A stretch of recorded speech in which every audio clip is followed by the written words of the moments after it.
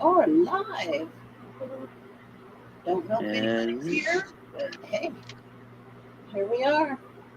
Welcome, welcome.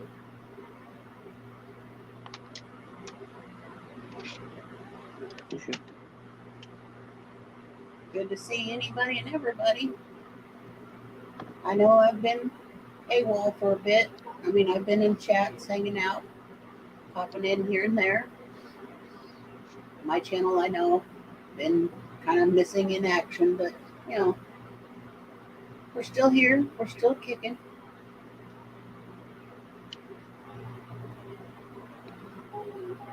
But the notification just went out, and we're not hearing you very well. alrighty. You're a bit away from your mic.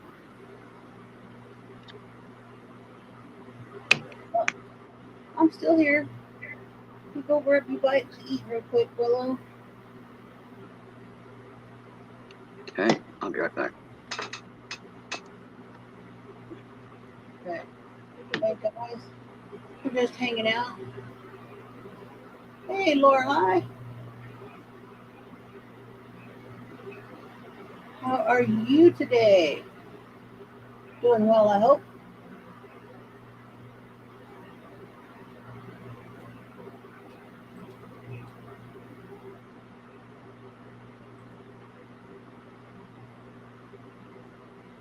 Just decided to do it live. I haven't been on in quite a while. Willow stepped away to grab some lunch.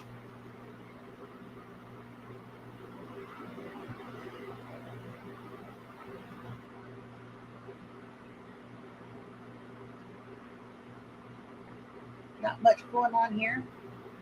We're just kind of here. We don't do much but chit chat and hang out. No, no particular subjects.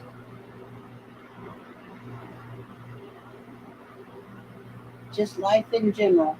You know what I mean?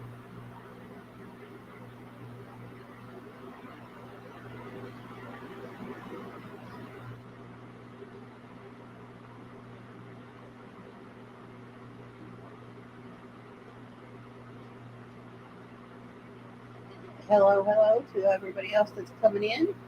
Thanks for stopping by.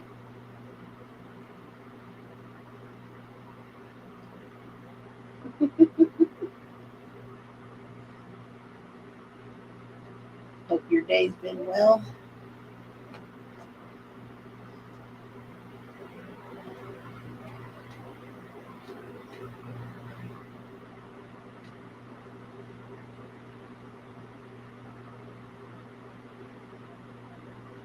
What are some things that you like to do? What's your niche, whatever, in the community? Are you a crafter? Do you like the auctions? Do you crochet?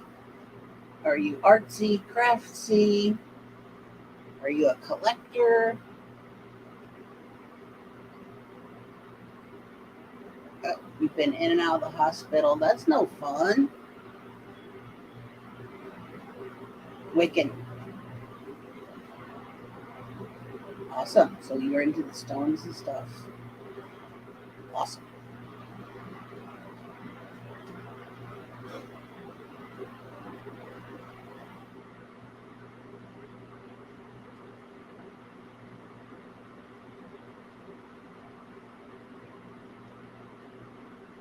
Can't diabetic kidneys. I'm diabetic, type 2.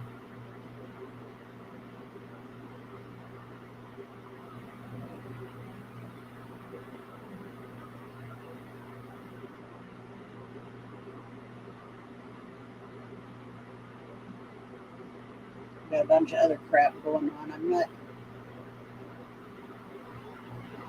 I'm not real bad off with my diabetes. I don't have to have insulin injections or anything like that. I still just take my metformin twice a day, 500 milligrams. But I got 2 different blood pressure medications and a bunch of other crap that I have to take. got neuropathy and all kinds of other crap. So, all the crap that goes with the diabetes.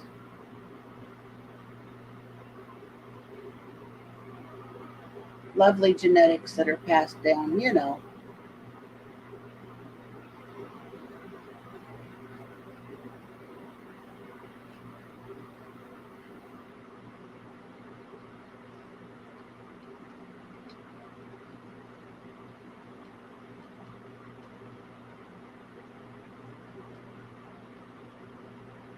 Wow, really?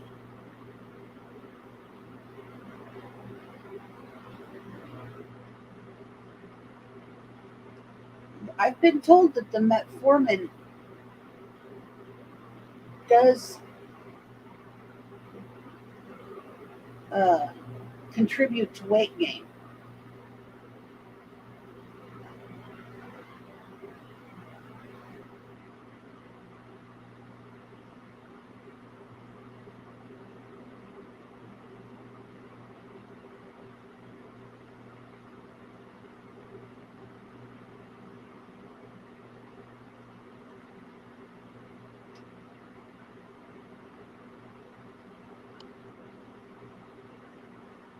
Hello, Lorelei. Welcome.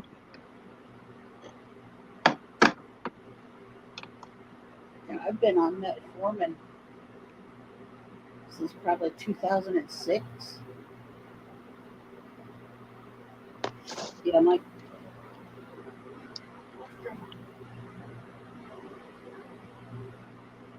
YouTube guys.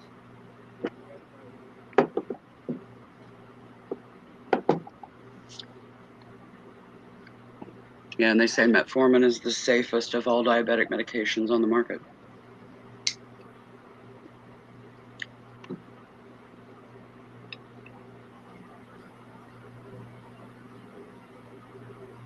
Really?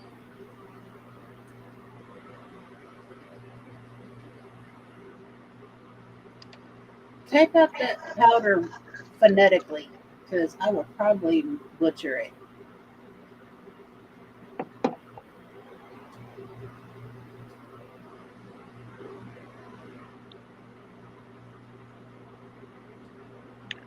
I think it's Maringia. That's what I was sounding out in my head, but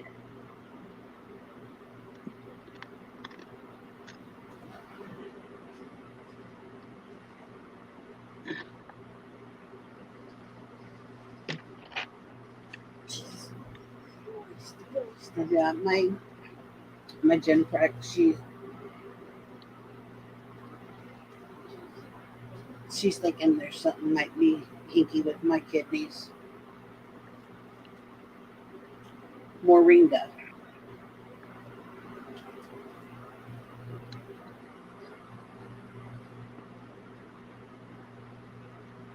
Hmm.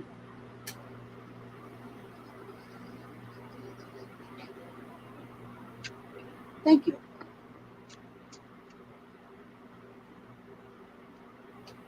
Uh, do you ever come up on panels with your avatar and chat?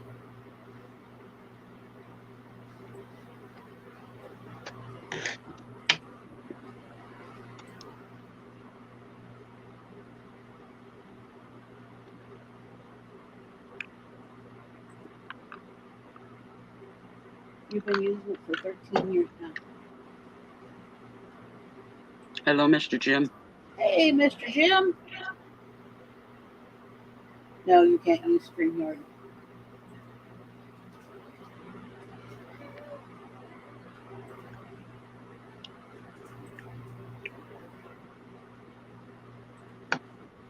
How you doing today, Mr. Jim?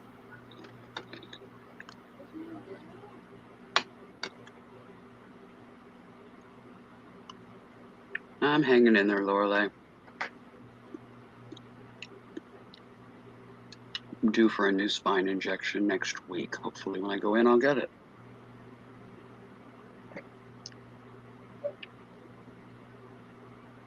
And I have... Did they really, Mr. Jim? Took them Good grief. daggone long enough. Yeah, really.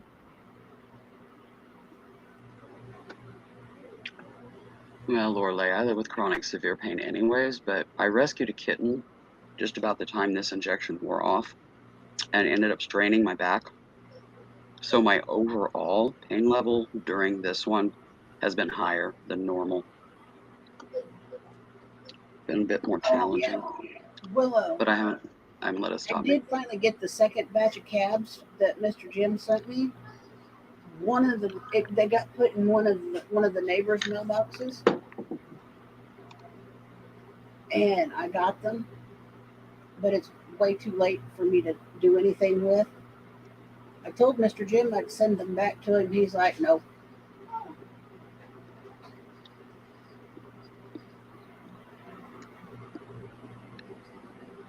The link's up on the pinned up at the top, Mr. Jim, if you'd like to pop up here and chitty chat for a little bit.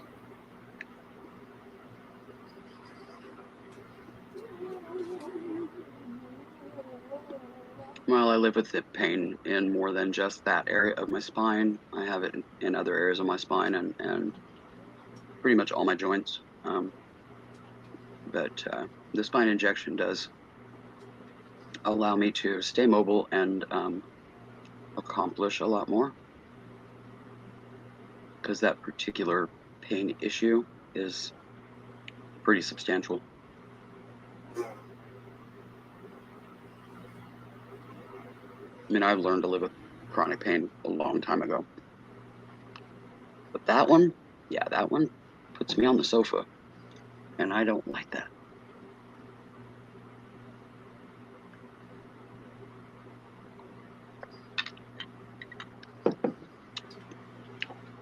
You ready for your show on Saturday, Mr. Jim?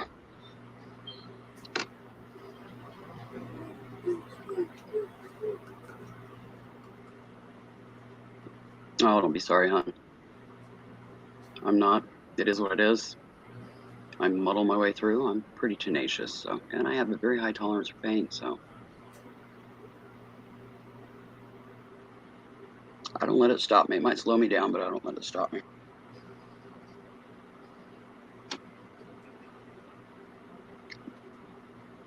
I mean, I have been chasing a kitten around in spite of, plus working on other things around the house. It's just not as much lifting and, more sorting and organizing.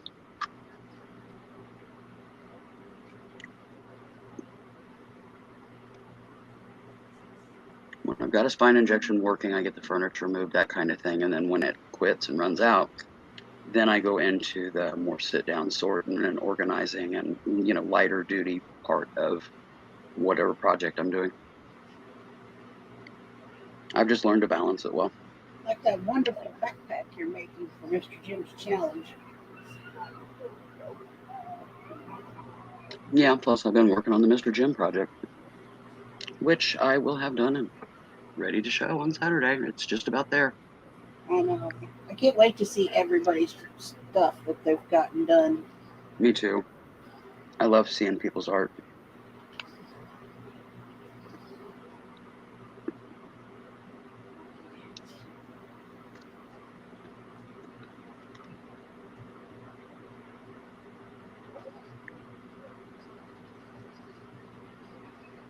Oh, Lordy, what a day.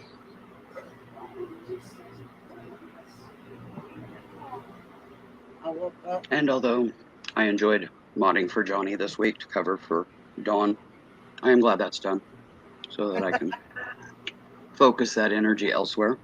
Yes. But Dawn had an awesome vacation with her husband, and Johnny still had good sales at his auctions. Yeah, it was fun. I enjoyed it. I love to hang out with over there. I mean, it's a different atmosphere. Mm-hmm.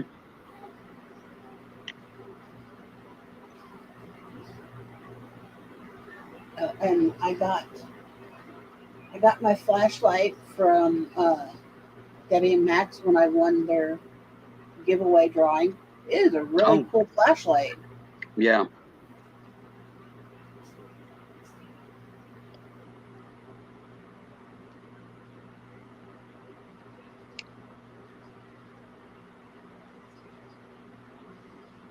The only thing I got in the mail today, I got a package from Amazon of some first aid supplies that I was restocking, and Yeah. on it was Wednesday's auction on Johnny's. I bid on and won a lot of Mill Hill treasures, which are these little gems that you use to accent cross stitch or embroidery projects. Mhm. And I remember. I think. Dawn and Mary won $10 cash to their PayPal Yeah, from I do Ella, remember that.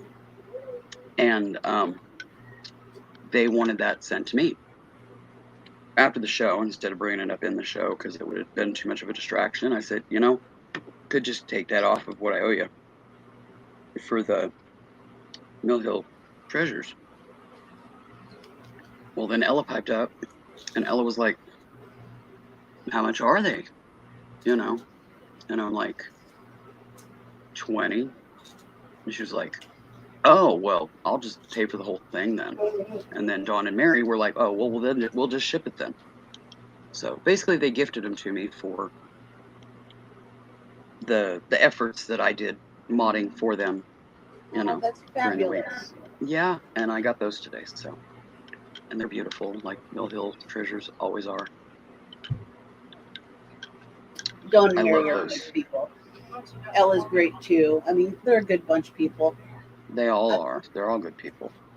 Yeah, bunch of great people there. They really are. I've gotten several different things from Dawn and Mary, and I've gotten things from Ella. I just absolutely love.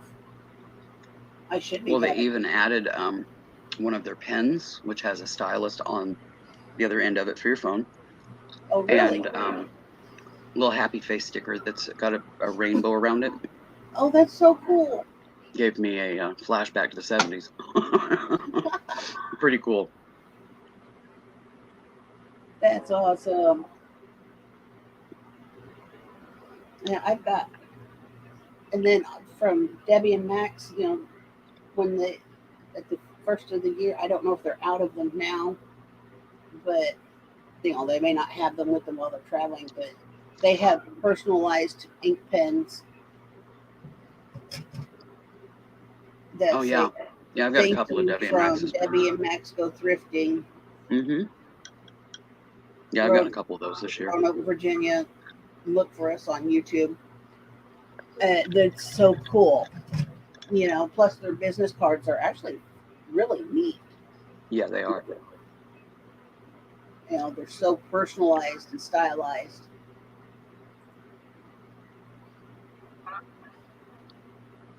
And hello to all that are coming in. Thanks for stopping by. Hello, Mr. Bones.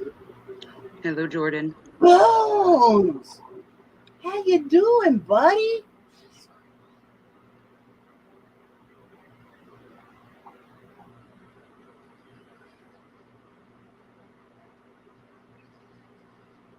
And how's my favorite spoiled puppy doing over there?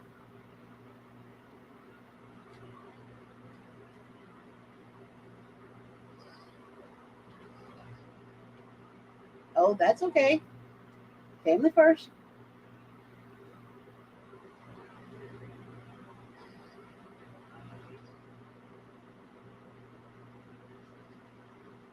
Not much, Bones. You know, I've been, MIA, so Welcome for back, so Lorelei. long. Welcome back. And I was like, I'll just throw up a pop up. Oh wow, Mr. Bones. Whoa. I don't know where you are in the country, but if you're in this heat wave going on, yeah, I could see why you're so freaking miserable.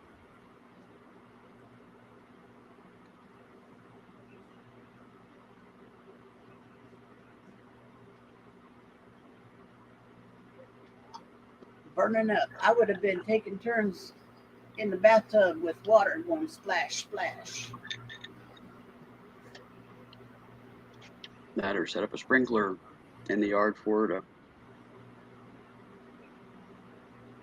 run through as she likes, you know. Yeah, or playing outside in the water with the couple. Yep, you're in the heat wave line. Same here. We're in the 90s, but our indice is 99. Last I Yeah, looked so, about a half hour ago. yeah. And We're all in that heat area. yeah, we're roasting. Yeah, yesterday we were 100 degrees and it was heat indice of at least 110. I didn't look at the heat of the day to see what the exact number ended up being, but I definitely seen the 110 mark. Yeah, I checked just before Willow and I come live. It was, what did I say, 92, 93, and it felt like it was 105, 103, some shit like that. Yeah, we're windier here or breezier here than you are, and your temperatures are a hair higher than ours are here, but just by a couple of degrees.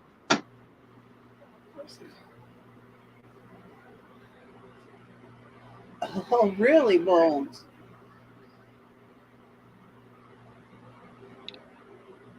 Yeah, we're in the 90s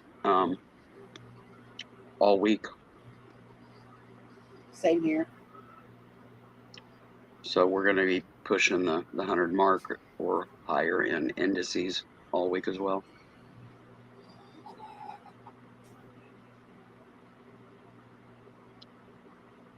Yeah, it's 94 and it feels like 105. I can try to see what mine is now. Hopefully it won't boot me. Yeah, I just clicked on the thing on the weather on the computer real quick. Well, it doesn't matter whether I use it on the computer or on the TV. It's still an app. Yep. So unless I just go to the website and then I'm opening up a new tab, and yeah, my computer Yeah, don't like it that either. slows up your computer. I We know. just got crap ass internet. That's all I can say. Yeah, we're still 91 with a heat index of 99. We might go up another degree or two as the afternoon progresses, and then of course we'll start Yeah, dropping it's nuts. sundown. Well, we don't start dropping early here because it's Kansas, it's the plains, so there's no like Yeah, you're Kansas. mountains for I'm the more sun to north. get Bones behind to is go down. Ohio. Nothing like that. Yeah, that's the bad thing about power outages, man. The freezer, the fridge. You know, then you're like, man, I got to go and find coolers and ice and put everything on ice and pray it doesn't go bad.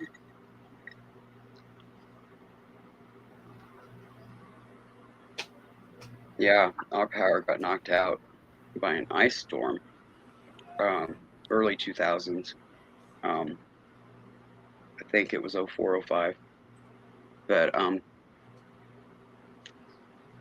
we it was just us. It wasn't like the whole neighborhood. Um, so our next door neighbor had power, and she let me run a drop cord for my big 22 cubic foot upright freezer packed full of food. Ran the drop cord for that over to her garage and plugged it in. But we lost what was in the fridge. There wasn't any food in the little freezer up top. It was just like ice and ice packs and that kind of stuff. Um, but so we lost, condiments and a few little things. It wasn't nothing major because the fridge was kind of bare at the time. Um, we had just cleaned out the leftovers and tidbits from the holiday food because this was like, I don't know, the 5th of January or something like that, So just one of those little dead zones. So there wasn't a whole lot in the fridge. Yeah. But we ended up in a motel for a week. 3 girls, 2 dogs, 6 cats, all in one little motel room. Crazy, right? We did it though. I just wore cleats to walk the dogs, which one of them I had to do frequently. He was a Springer Spaniel named Trevor that we had rescued. He was elderly when we rescued him. He was a critical cardiac. He was deaf and blind.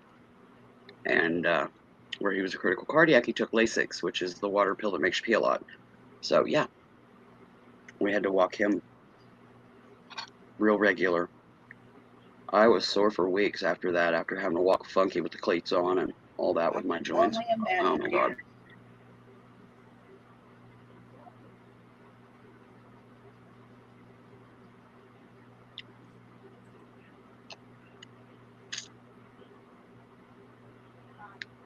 Well, thankfully you didn't lose a bunch of food, Mr. Bones.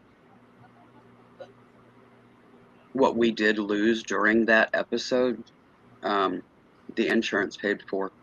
So they replaced it. You're going to be humid if you just got rain, Mr. Jim. Oh yeah, that's going to turn into a steam pot. You betcha. Yeah, you're going to be sweating in stew.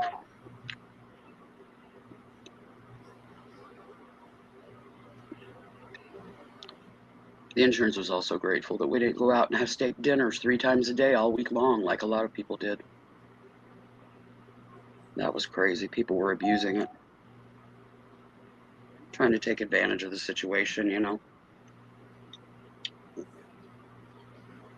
Well, it does when the humidity gets really, really high.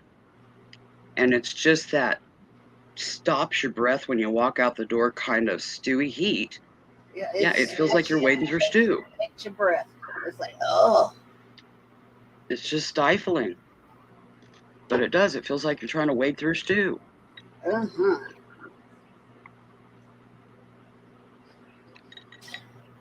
But now I'm glad they finally got them cabs back to you, Mr. Jim. Yeah, that was crazy ass crap going on there. I'm so grateful mine just showed up and I was able to get to work.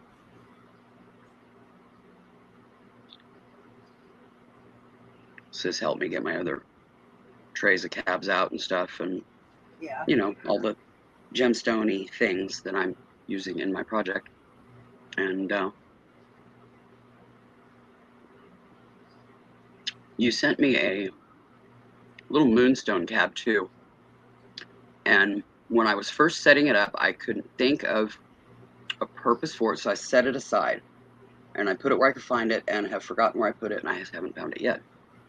I thought it was over here on this little table. No, it's not. I don't know what in the bugger I did with it. But if I find it in the meantime, I have plans for it, and you know, it won't take long to whip that up. But if not, then I'll just put it in a different project later, because yeah, or add it to it after, you know, whatever. It's just frustrating. I hate it when I cannot find something, especially when it's tied to a deadline. But anyways, all the Larimars are in there, which was the main stone. That was the requested stone. You put that moonstone right close to you so that you'd have it at hand. Well, originally I put it in the sewing tote. Right. The sewing tote I have cleaned out and cold, you know, any things that I'm not needing now at this phase. I do that on the regular when I'm working. And I've looked and I don't know what I did with it. I vaguely remember it tucking somewhere. I thought you put it in with your project bag that you're working on. I did, but like I said, threads I don't need, beads I'm not going to use, different things get pulled from the tote. I don't like a cluttered tote that I'm having to dig through a bunch of stuff I'm not using to find what I do need. So I've pulled that stuff. I know one place I haven't checked. That's the Sewing Notions bag that I pulled. Because I put in one baggie all the Sewing Notions and things I wasn't going to need, and put that over by my sewing cabinet. It might be in there. You know, it may have accidentally ended up in there instead of in with the gemstone stuff. Anything's possible. Fog brain. I keep Yeah, I keep looking. Places pop into my brain, but in the meantime, through all of this, we have like moved the desk and all of that, and a lot of things have gotten shuffled. So it's just a little batshit around here right now. But the main stone that I requested, the Larimar Stones, they are in the design. And if I can find the moonstone, it'll get added in because I did come up with an idea for it. It's just whether or not I can find it in time to have it on the project or in the project when I show it. So, but one way or another, it'll end up on there or in it. Just might not be in time for. But I'm not selling my project. I'm actually making this because I need to replace something of my own. So it ain't going anywhere. So it ain't gonna matter in that regard.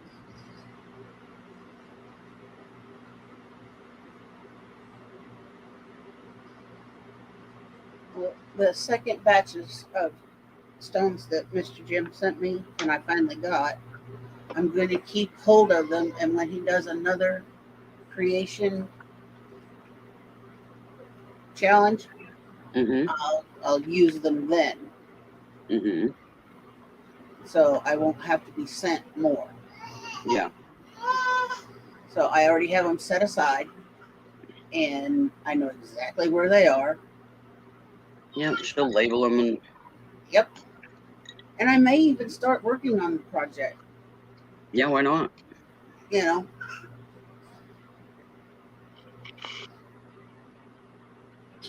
I don't know, but I've definitely enjoyed this project. I haven't done a deadline project in, I'd say, at least 5 years anywhere. And never a bead related challenge. It's always ended up being, sewing with, doll stuff because I used to compete um, making fashion garments for dolls Yeah. um, that are really high end fashion for dolls. So basically, a seamstress in miniature stuff. Um, I used to compete in that on the regular. But like I said, it's just, I got them. But I do have something that I'm going to send Mr. Jim that I found and purchased. It was so cute. Couldn't resist. I know he'll love it. I've got several things that I have got to get my button here and get sent out. I've got a couple packages I've got to get sent to you. I've got one I've got to send to Papa J. I've got one I've got to send to Irene. Just need to get them done so you can get them out of your way to move on to other things. I hear you. Most of that for me, I got done end of last year, first part of this year. Yep. I've got another package in the works, but it's not ready to go quite yet. Oh yeah, and I'm building another one, so I think that's just going to be ongoing between us forever here. So, because we're always finding things that each other would like, and so we just kind of keep an ongoing box going. I think that's going to be the norm. So, I ordered me some new acid for testing. Oh, an acid test kit? Yeah, I ordered me some new because my other. Did I hear boop? Yes, you did. Dang, I turned you guys on and I hear my name mentioned. I thought, what the heck? They're talking about me and I'm not even here. I know. It's all good though. She was talking about a package that she I know. I heard that part. How are you feeling, my friend? Oh, pretty good. Rolling around trying to get some laundry caught up. Did they get that booger zapped out of there? Well, he zapped it all into powder and it just has to flow out on its own. So. Oh, cool. So he pulverized it, and now you just. Now Key it's in the just got dust, to pass basically. normal. Yeah, right. Well, that's good. Yeah, there's a lot more advances on that than there was back in the 70s when I was a little girl. My dad went through that. Yeah. Yeah, he came home with them in a jar. He didn't want to fight with just breaking it into little pieces and pulling them out one at a time. So Yeah. Well, at least it's powder and it's not shards, because I know passing shards or passing little stones is brutal. right. My mom had to do that a couple times. Thankfully, I've never had problems in that regard with my system, Yeah. which, considering both of my parents did to some degree, I'm fortunate. So,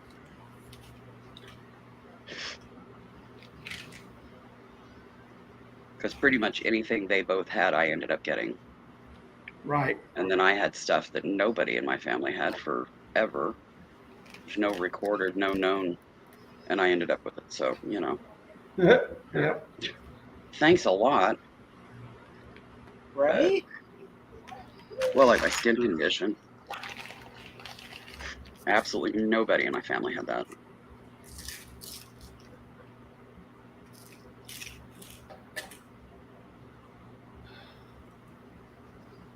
Sorry, my sinuses are going wackadoodle.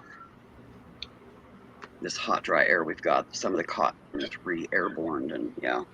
Oh, it's so damn hot down here in Austin. It's ridiculous. The cottonwoods down the middle of the country are just miserable.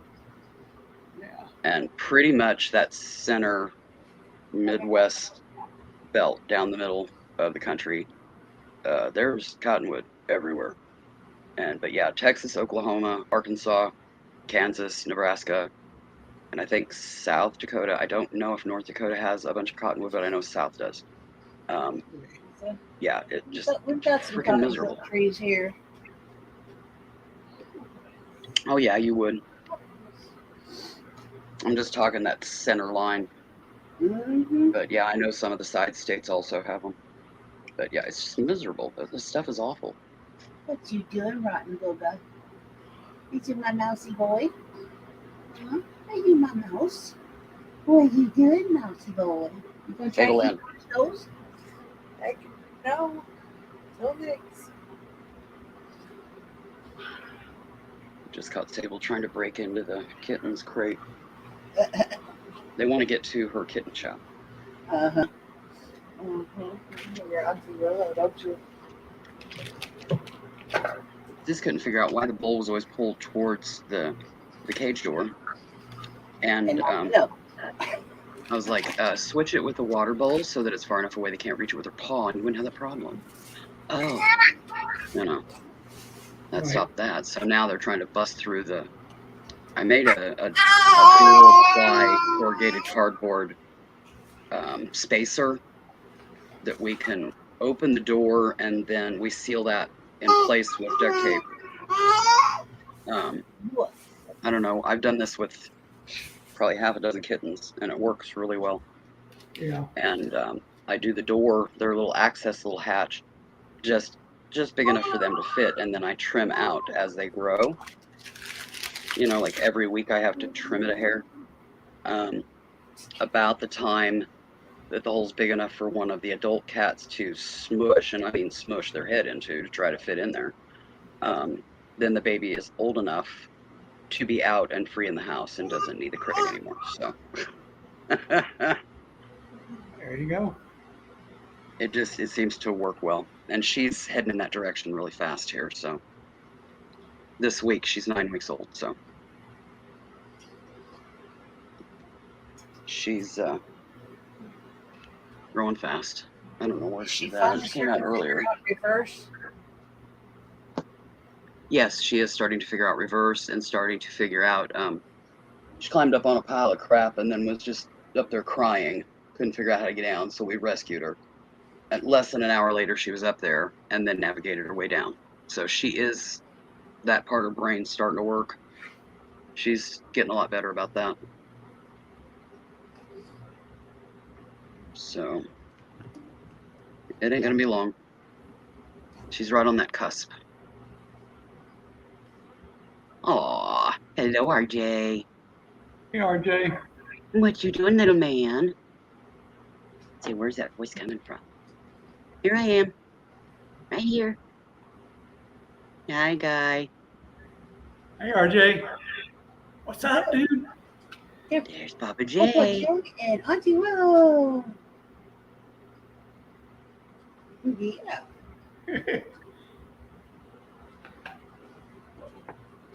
And there's Esme on the back of the sofa. Yep. She's a year old now. I know. Yep. I have a sable with her head resting in my hand here. And then I got a Callie right here. The Munchkin's around here somewhere. I see Aspen over there. Earlier, she was sprawled out on Sis's bed. As of last night, when I went to bed, she figured out how to get on beds. Uh-huh. Today, she found out how to get on Sis's bed, which Sis's doesn't have an assist. I have a stool trunk kind of thing at the end of my bed. It's actually really old and wicker. And then it's got the trunk hole and cushion top, and so you can sit on it, put your shoes on or whatever.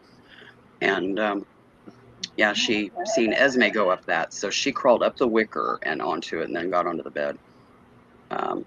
And then she just figured out how to climb Jennifer's bedding. She just right up.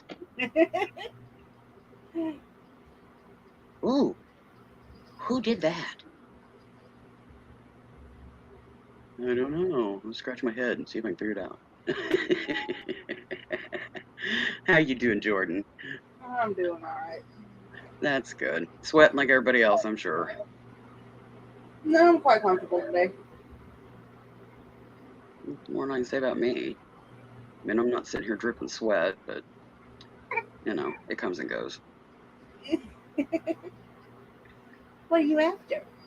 Trying to grab Grandma's camera? Yeah. Trying to find something to get a hold of, aren't you? What you doing, little guy? Listen, baby cam, because they're everywhere else. Yeah.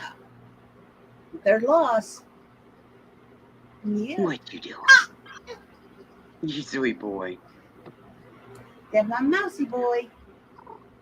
That was mousy boy. Mousy mouse. There's a kitty cat. There's Sable. Here's a kitty cat. You want to see the kitty cat? There's the kitty cat. There's the kitty cat. Ooh, a chew. No, get your nose out of my glass. Oh, there's Enville. RJ.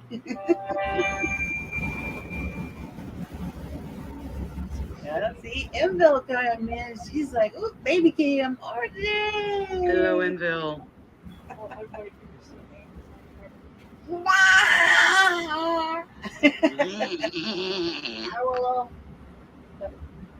Hi, Blaze.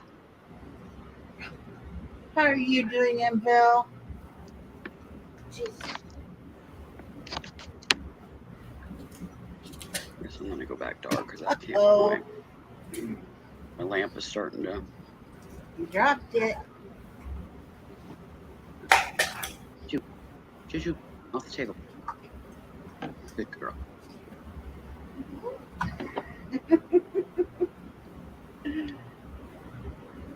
Yeah. Ooh. Well, he's log jamming that shoe in his mouth. I am doing pretty Yeah. good. Like I was telling Mr. Bones, I know I've been MIA for a while. I've been around. I've been in different chats and whatnot. I just haven't been on live on my own channel. Okay. I figured, what the heck? Pop up live and see who comes in and all that lot. Oh, you dropped it again. Are we playing Grandma Pickup?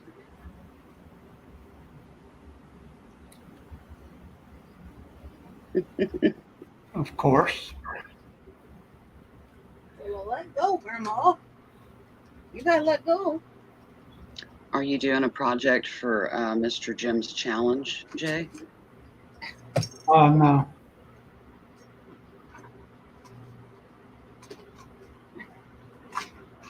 Just curious. No. Waking out on that one. Well, it's not like it's required. Now look, mouse. Got enough to do to keep track of everybody. True that. They are, but they can also be pain in the backside envelope. Yeah, because you know. Mm-hmm. Exactly. They're I'm very guessing loud. Jasmine probably. I went in to fix my lunch and she came out, and I have a feeling that since she found out that there wasn't anything in it for her, that she probably went back and is sprawled out on Sis's bed again.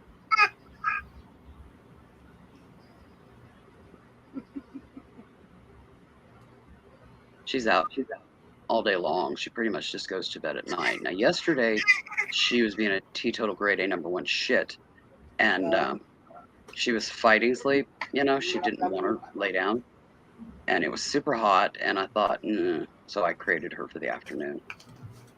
She slept until dinner time, which is what she used to do before we started letting her out during the day. But I think every once in a while she needs a nap day because she's still, you know, a kitten. She's still a baby. Right. But she didn't let out a peep. She just curled up and laid down, or sprawled out, or whatever. But She's trying desperately to get to that camera. he is.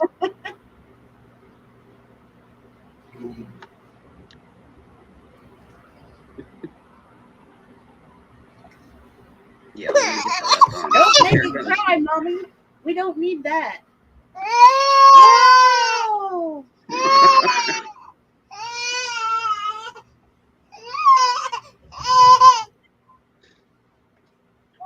Too funny. Mommy made it cry. We don't See, need now you're that. further away from it. You aren't gonna be able to grab it.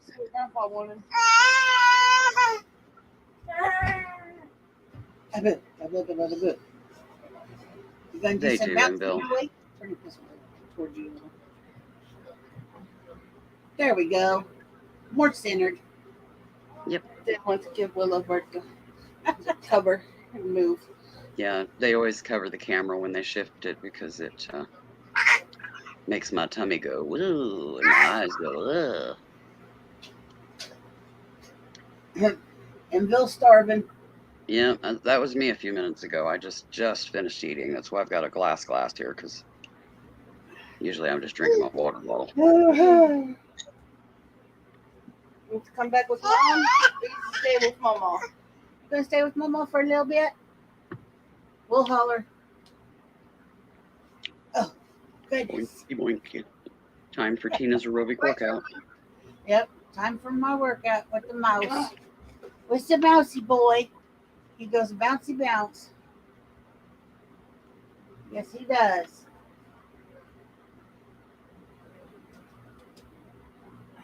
Grandma's got to move the keyboard and her cigarettes and the mouse so that he doesn't grab all that. Yeah. Because he gets his little fingers on the keyboard and he rips the keys off of the sucker.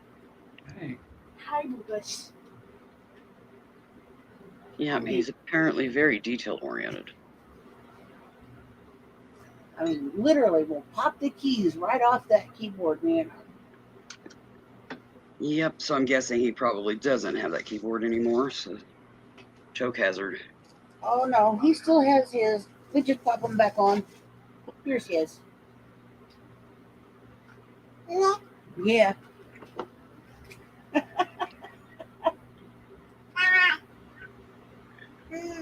Yeah. So he thinks he's somebody, you know. Mm-hmm. So he can send everybody his messages. See. Oop, there's my landline. I'll be right back. Okay.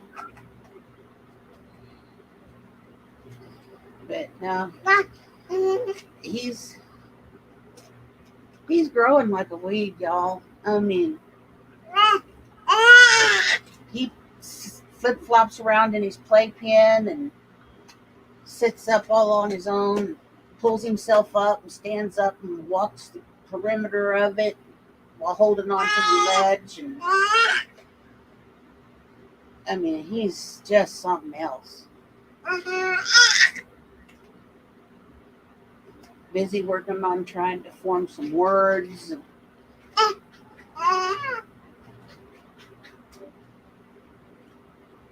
We talk to him all the time. Yeah. I'm back. It was just a scammer. Debt relief. You want some debt relief? Somebody drop a couple mil in my bank account. Right. It'd make a big relief. Yeah, I tried that once, and they were like, "Oh, well, then just give us your account information. We'll be glad to do that." And I was like, "Yeah, right." Click. No, send me a real check from a real bank. Yeah. Yep. Matter of fact, send me it by money order. No checks, just send me a money order. You know? No, I'd want a certified check. I know nothing less. Money orders are too easy to fake.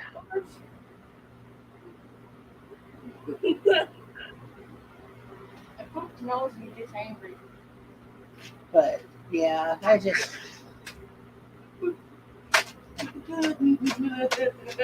he's something. This one here. And the other one over here too. He's something.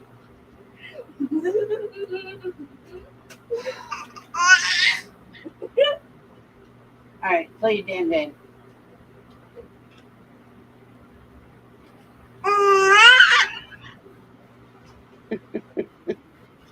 No, you can't have sissy butts.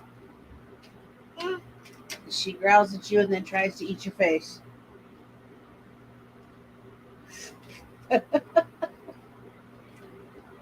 Yeah, he'll figure out. Don't grab the fur because the fur has teeth.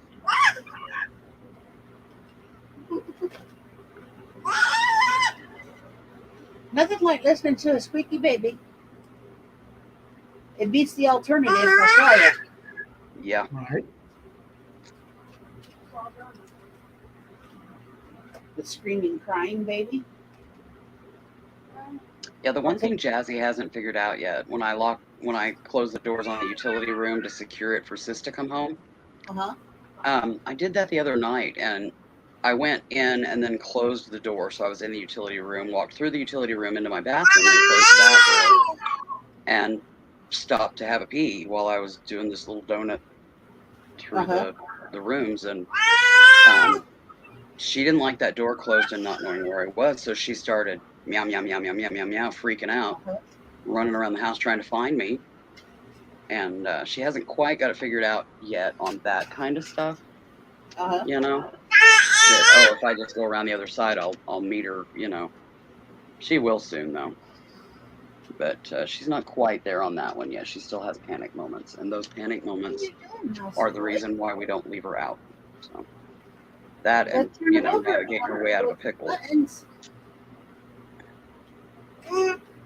Yeah. So once she gets where she can do those things, and she's figured out, where to locate me and stuff, and just come to my voice, then she'll be able to. But she's just not quite there yet. Yeah. Oh, please stop.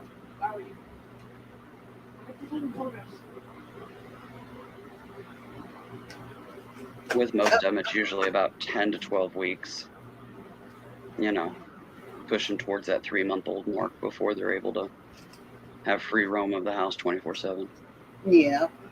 So, Jay, when do you go back for your follow-up with your doctor? Another couple of weeks. Excuse me. Oh. Did you ever finally get some furniture up in that apartment? Not yet. Still waiting. What's taking the axle lady so long?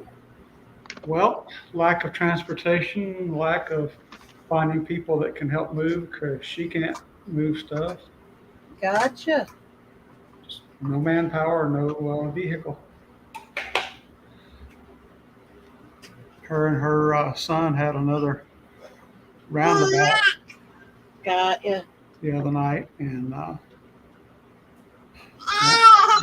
told her once again, he's never going to change. Never going to change. That's unfortunate.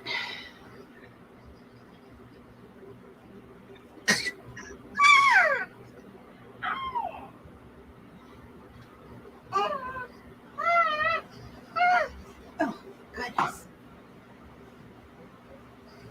But no. Gee, RJ, tell us how you really feel. She does have one small plan of attack. She's going to take his truck to a friend that owns a gas station repair shop Mm-hmm. and get it fixed so that he will be able to have that to drive to San Antonio to work, Mm-hmm. and she can get her car back, and then it'll just be a matter of finding manpower and then going to rent a truck. Yeah.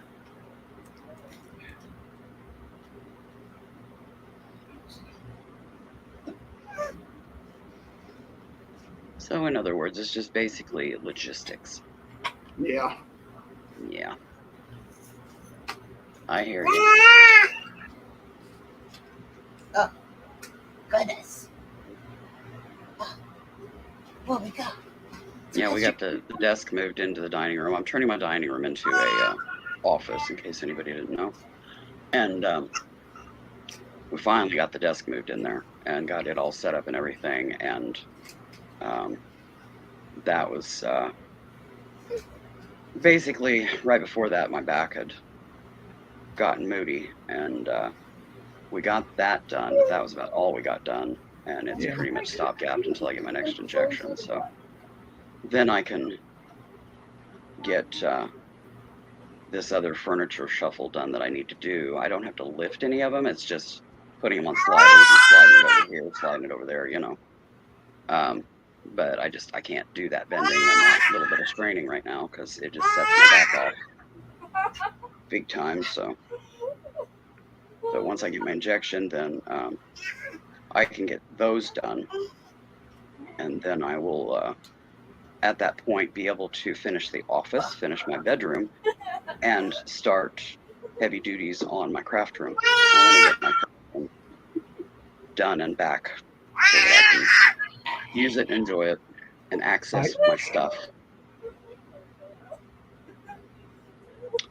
I mean, this isn't going to get all done in a week, but getting 2 dressers, a shelving unit, a cabinet, and 2 bookshelves, 2 tall bookshelves moved, 2 short bookshelves moved, which is basically a shuffle. And then I've got 2 bookshelves to put together and set up. And the major furniture needed for office and my bedroom is done. So Really? then it's just, decorating and setting things, organizing, and I'll be able to have the office and the bedroom done. Yeah. It's just those things that are stopping me. Like I can't, until the 2 dressers are moved, because one of them is in my bedroom, one of them is in the middle of my living room floor, but they're a matching set of chest of drawers, which are going to go side by side against the wall where the desk was moved out of in my craft room. Yeah. Then I can move this cabinet over that I have, which is where the bookshelves need to go in my bedroom, the ones I need to put together. It's just simple things like that. But the logistics on it, it's taken like a year and a half. Hey, Sharon. Trying to get the time to do it. Hello, Sharon. Welcome. But I'm getting there, and my next injection is next week, so 21st. So I'm close. Oh, we're doing the raspberries now.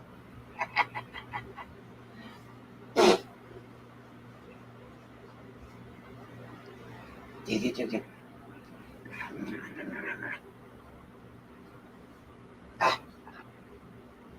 mean, the only thing that's going to be problematic in the office is there is going to be in the center of the room a pile of like bottled water and litter and stuff like that that we don't have a place to put the stuff right now. And we won't here for a bit. Then we'll have proper storage for that kind of stuff. And it won't have to be in the middle of the office floor. It'll be in a storage room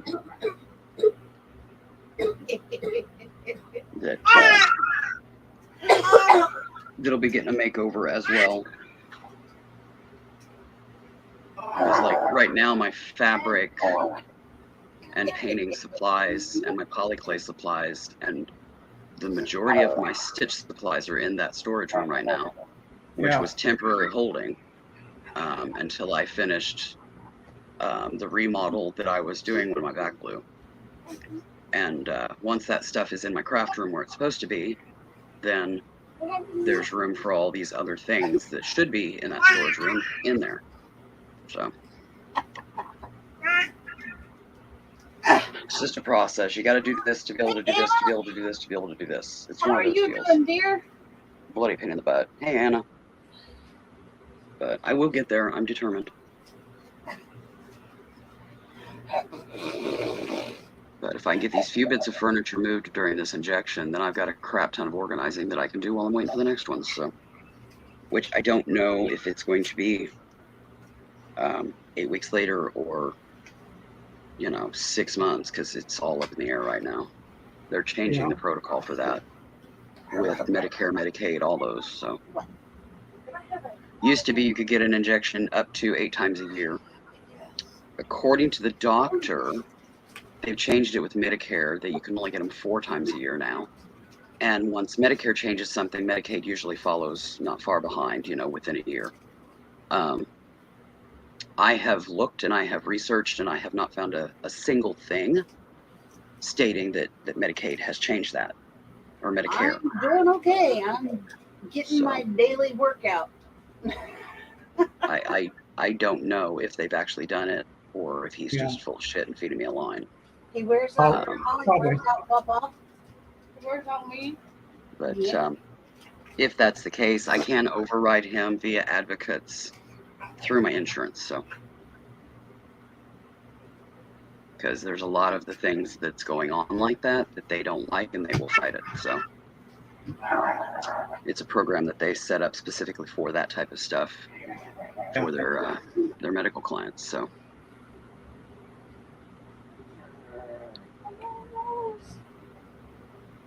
Grandma's eating. Mom will get you. What's up, everybody? Ugh. Had my screen partially covered doing my drug inventory. So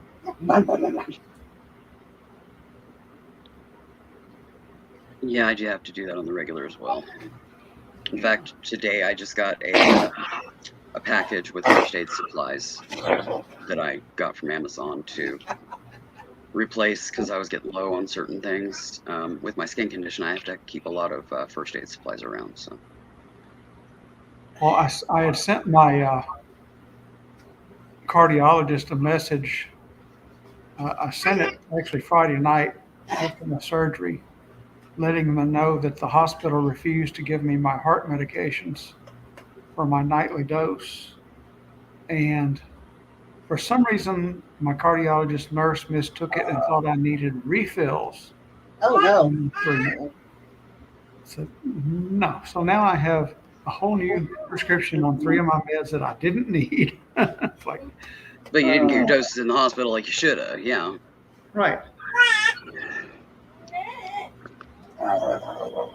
But there's certain medications that they like to claim with that the hospital. claim that they can't say anything to the hospital about that now. They have in the past, but so I'm waiting for the hospital to call me back and complain to them. This is ridiculous. What are you doing, child? Yeah, it is. There's certain medications that our local hospital always bucks me on as well. So anytime I go to the hospital, I take a 3-day supply with me Yeah. if there's any chance I'm going to be admitted. And in fact, they're just in my grab and go pack. Like, if an ER run, emergency type run happened, Yeah. sis knows grab this, and this, Exactly, and it yeah, goes with me. And Well, those our medications hospital, are in that. yeah, our hospital here won't let us bring meds. If they do, they confiscate them from you and lock them up. They don't know Plus about them. plus you can't take them in a non-prescription bottle because they have to be labeled exactly what they are. And it's just, Oh, it's in a prescription bottle. But yet this time, they actually asked me, "Did you bring your meds?" I said, it's like, Yeah, ours is still the "Did you bring your meds?" type setup, and they cannot forcibly take stuff away from you like that here. What do you want? They can ask you Is it time to send you back if to they mom? can take them and store them, but 9 times out of 10 they don't give them back, yeah. and I Or can't they leave- afford that, so I do not let them take them. I say I will take them Is in it your time to send presence, you back to mom? so that you can document them. But yeah, they're staying Or in you my have to hands. keep yelling at them the morning of your release. Hey, can I get my meds? Can I get my meds? Yeah, and I don't have the energy for that when I'm getting dismissed from a hospital. I'm exhausted, so yeah, I don't play that game. They stay with me. Something else that my hospital did this time that they've never done in the 9 years I've been using them. When I was in the first round for this, when they found the stone, the 4 days I was there, they actually gave me my long-acting insulin Oh, each morning instead of doing the units as needed for high sugar. Huh. That kind of blew my mind. I don't know. Hospitals have just gotten weird, especially in the current state of things, where the COVID lazies have moved into a lot of the medical aspects. uh-oh. Get it. Yeah, I'm constantly bucking that. And then But the night shift nurses that I had Friday night were just horrendous. Both of them should have been fired immediately. I ended up having to get on my cell phone and call the main hospital number to ask for the charge nurse for the floor I was on Wow. to actually finally get something done about it. My room was so hot. I felt like I was in an oven. They finally bought me a little box fan. This is ridiculous. But they didn't turn your air down or anything?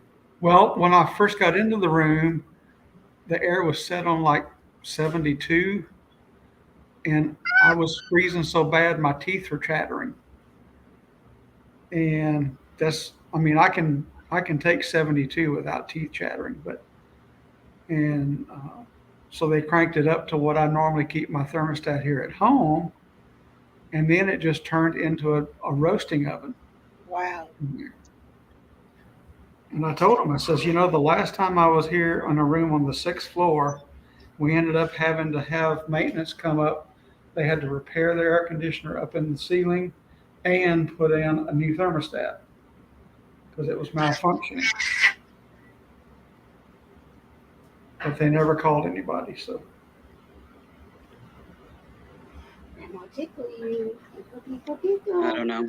It astounds me that the medical world can't keep a shit straight. No full hair. We are dealing with life here, and not just, they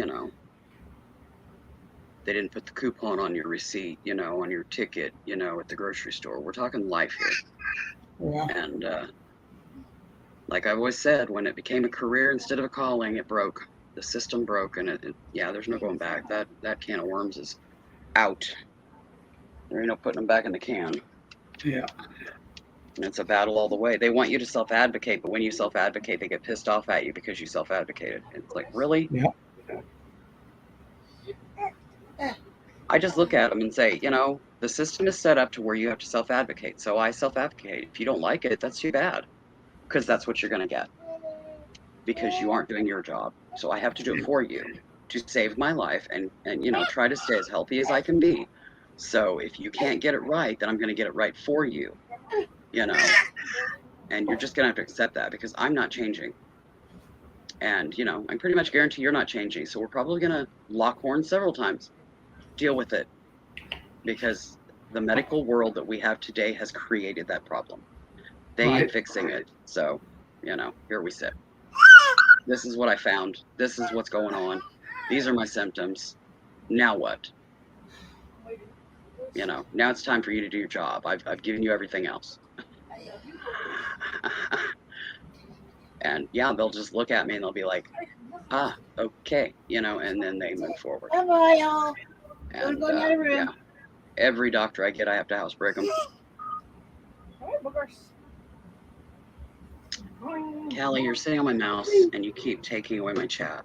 I have a cat butt on my mouse. Whew. So helpful. There we go.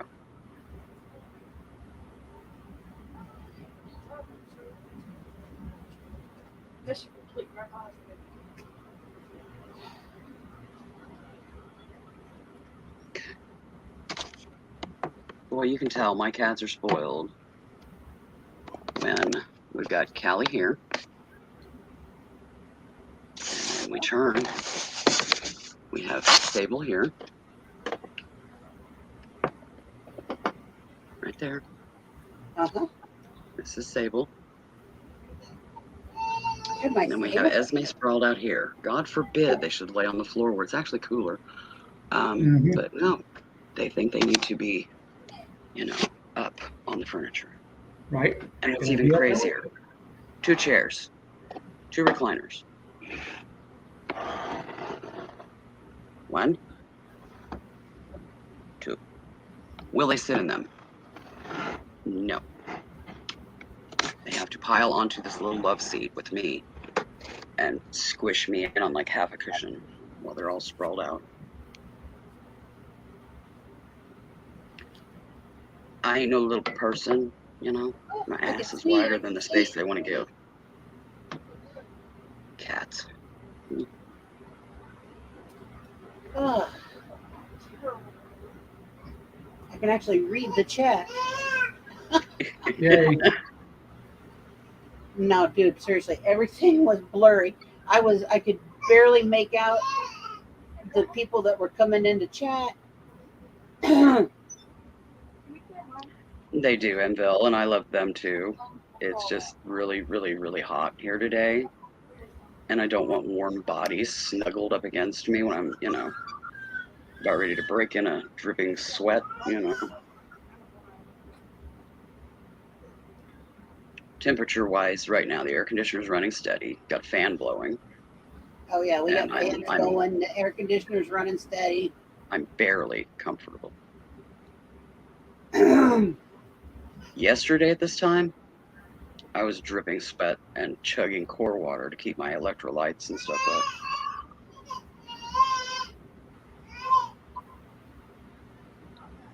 Today it's not so bad, but it's still, you know, the heat index is pushing 100 here. It's 99 degrees, so my temperature is 93, but my heat index is 99. Yesterday, my temperature got to 101, 100 or 101, and my heat indices at least 110. I didn't check heat of the day. I know it went a little higher, but yeah. And we're like this all this week, so. Well, we're currently at 98 with a heat index of 102, and we're supposed to be hitting a high of, okay, well, 99 is supposed to be our forecast high. Yeah. Yeah, we're already there. But then Thursday through next Monday, it's all triple digits every single day. Mm-hmm. For regular temp. So you know where I'll be staying in my apartment. Except for Monday, I do have to go to a wound care clinic again. Well, we've dropped 2 degrees temperature. We're 91 now instead of 93, but we're still with the same heat index of 99. And that probably won't start dropping until 7, and then it might go down a degree before the sun goes down. Yeah. Then it'll slowly drop, and about 2 in the morning it'll be comfortable. And I will be asleep. We are in the 90s. No, wait, What's that? in the right spot here. We're 92 tomorrow, 97 Thursday, 99 Friday, 98 Saturday, 98 Sunday, 99 Monday. So yeah, lower 70s tomorrow and then upper 70s all the rest of the week, which means we'll be again pushing heat indices of, 105, 110 on the steady every day. And the problem I have with my apartment is, well, my living room and dining room all face into the courtyard. They face east, and it's the lower of two floors, so don't get that much heat from the sun here. But my bedroom wall with one little tiny window faces west, and it's just like it cooks in that thing. Yeah, you could fry an egg, I've got, I'm gonna get some of that foam core insulation Mm-hmm. with some of the silver reflector insulation. Put a double layer in there. And just fill up that window with it because I don't need to see out anyway. Sounds All it like a plan. looks into is the parking lot. So Yeah. Humidity is 52% right now, Mville. We're pretty breezy. South winds 20 with gusts to 31. So any moisture that we had has pretty much gotten blown and dried.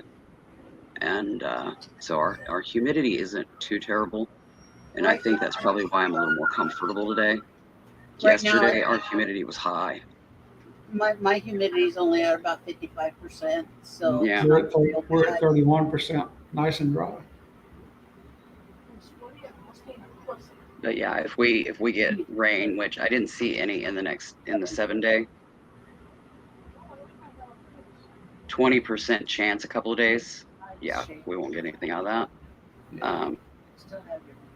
It's got to be at least 40% before we see anything out of anything like that. They've dropped 20% on us, and it ain't gonna happen. Usually dries up before it hits the ground.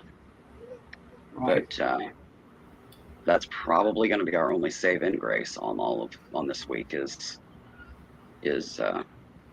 lower humidity.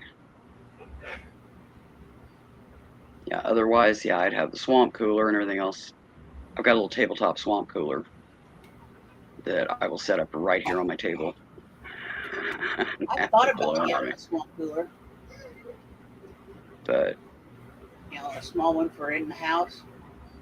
yeah. But shop online for them. I have been. Just Sandy's been looking for one locally, and yeah, they 350 I think was the cheapest that she saw, and the exact same model online, like on Amazon, was like 100 shipped. Yeah. So yeah, good price gouging going on in her town. Same here though. I think it's everywhere. And yeah, come fall when it's time to liquidate, then you scoop one up for next year. Yeah. If you're lucky. I've been looking at a swamp cooler. I'm looking for one here now. Yeah. To put in here. Yeah. Trying to get them right now though during a heat wave. Yeah, stores are going to be bare. If they do have one, it's going to be the priciest one that they got on the shelf, and it's because nobody can afford to buy it. If you got a good oscillating fan, just take you a couple of soda bottles and fill them up with water and freeze them. Yeah, zip tie them to the back and just set everything in a drip pan so it doesn't drip on your floor and just help chill that air. Yeah, I've seen them even zip tied to the front so that the wind blows across the big ice cubes. Yeah, either way is good. Yeah, and I've got my food deliveries that I get, my frozen dinner food deliveries that I get. Sometimes they do dry ice, and sometimes they do the block bags, the heavy duty bags that are full of water or gel, or whatever. I don't know what it is. But I've got several of those, and then I've got, I think, 4 of the square. They're like a 6-inch square and about 1.5 inches thick things that came in it was a vaccine cold ship that we had to do for Mom's shingle injection years ago. I still have those. They still work. Side by side, they fit perfectly in the bottom of my insulated grocery bags. Cool. And yeah, I could, I don't know, like whip up a plastic canvas slot that looks like a suet block slot and strap that to the front of my fan and drop one of them in there. Yeah. With That would 4 be of them, I cool. could rotate them real regular. That would work. Mhm. Yeah, it would cool the air blowing through the fan. I could just I take the cover off of the fan. hadn't thought about doing that, making like a little holder out of plastic canvas. Well, yeah, it's, you That know, way you don't have to it's use new zip see-through. ties every time. Yeah, and just attach that on to the front of the fan, and you can like fold up a paper towel and put in the bottom, and it'll even collect the sweat off of, because anything like that sweats as it thaws, Oh yeah. and that would collect the sweat, so you wouldn't even have a wet spot on your floor. Or if So- you're lucky enough to have, incontinence pads or, puppy pee pads, something like that Yeah, something like that. But on the floor underneath of it to catch the liquid. That'd Yeah. work too. with my cats, though, they'd go skiing on them all the time, so that wouldn't work. So that's why I was thinking something more localized and all compact and together, But Well, my watch is telling me it's time to go take out my dryer load and put another load from the washer over into the dryer. So All right, Papa. I'll see you guys later. alrighty, Jay. Nice of you to come and Good. visit. Good talking to you. Yeah, I needed this. It's been a while. Yeah. So It's good to see you, You're Jay. always I'm glad welcome. you're on the mend with all of that. yep, I'm trying. That's Bye all now. you can do. Bye. See you around, dear.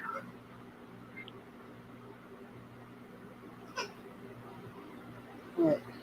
No, I think that's just my crafty mind coming up with plastic canvas. I've still got some in the closet. I don't really make it much anymore, but I've got some of the heavy duty sheets. I could stitch up a little frame thing to stick on a fan. That's a good idea. I might just do that. Well, you're always welcome to pop up on the screen too and visit with us, Sharon, while you're doing stuff. Yeah. Don't have to have your camera on. We don't.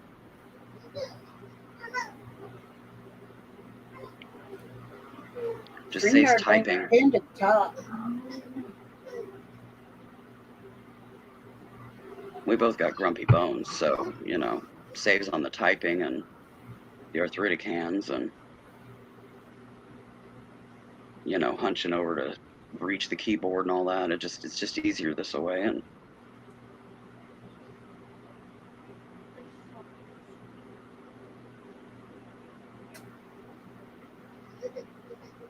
Okay.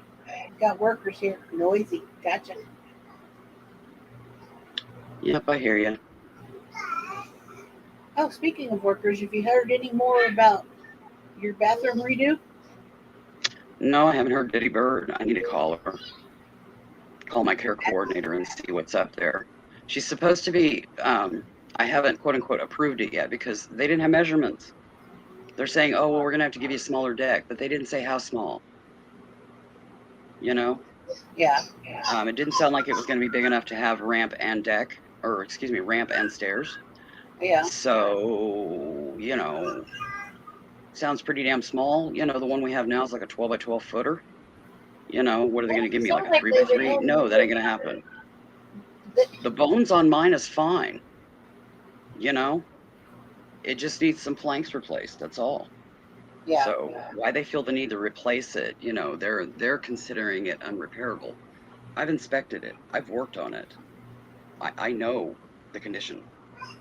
The bones are fine. Just replace a few planks and we're good. And then attach your ramp to it. Not complicated. Yeah. My stairs are slightly janky, but I actually know how to rebuild those. I can actually replace my own stairs. So I just got to do it when I'm fresh with an injection. So probably this fall I could do that. We still use them. They're fine. You know, we're not like falling through or anything. They're just, you know, starting to show some wear, and Yeah. you know, it's not something that has to be done right this moment. But yeah, they're, you know, I just want to know the measurements before I approve it. I mean, really, and what their finalized floor plan is for my bathroom and stuff. You know, just some basics before I approve it. I'm not going to give them a free for all. I'm not going to let them just, you know, do whatever. You know, Right. because you do that with those places, and yeah, they'll screw you blind. They'll take all kinds of True. shortcuts, and been there, done that. I'm not doing that rodeo again. I mean, before it was said and done, when we did the home modification stuff on the folks' house for Mom, they drilled 2 holes in my bathtub. I remember that. It's like, really? So yeah, you know, I'm not approving something blind. Send me a schematic with the measurements. You know, I told Yeah. them that from the get-go, and they're trying not to do that now. And I reminded her, I said, these are basic things that I asked for, that anybody would ask for before they approve letting people do work on their home. You know? And she said, yeah. And I said, well, that's what I expect before I'm going to approve it. It shouldn't take that long to work it up, you know? I've already waited, like, what, 2 years now to even get it done? Right. I got approved for it within 2 weeks of reopening in 2020. And I sent the application in before shutdown, but it got lost. So when I called to inquire about it about a week after reopening, oh, well, when did you? And I told him the date. I said, do you need another copy? Have you lost the one that I sent to you? Because I have a copy. I have a copy of everything. You know, I can make another copy and bring it into you, you know. And so they went on the hunt, and yes, they found it, and they had scanned it and sent it digitally, and it didn't reach the other end. They didn't bother to confirm that it arrived when shutdown happened. I think probably because of the distractions of everybody freaking out originally, you know, from this stuff. And I was like, that's fine, I get it, you know, just get her done now. And they did, and they approved it in 48 hours. So it's taken 2 years for all of this shit, you know, really. So yeah, now they're wanting to drag their butts on just simply sending me the info that I need before I'm going to approve it. I'm not going to approve it blindly. Nobody is going to approve major work on their home blindly. It's not like this is a rental. We own this, you know, so they got to go through us. They're not going through a landlord or anything like that. They got to go through us. It's not a lot to ask, you know. Like, get off your asses, people. I mean, it's getting really sketchy.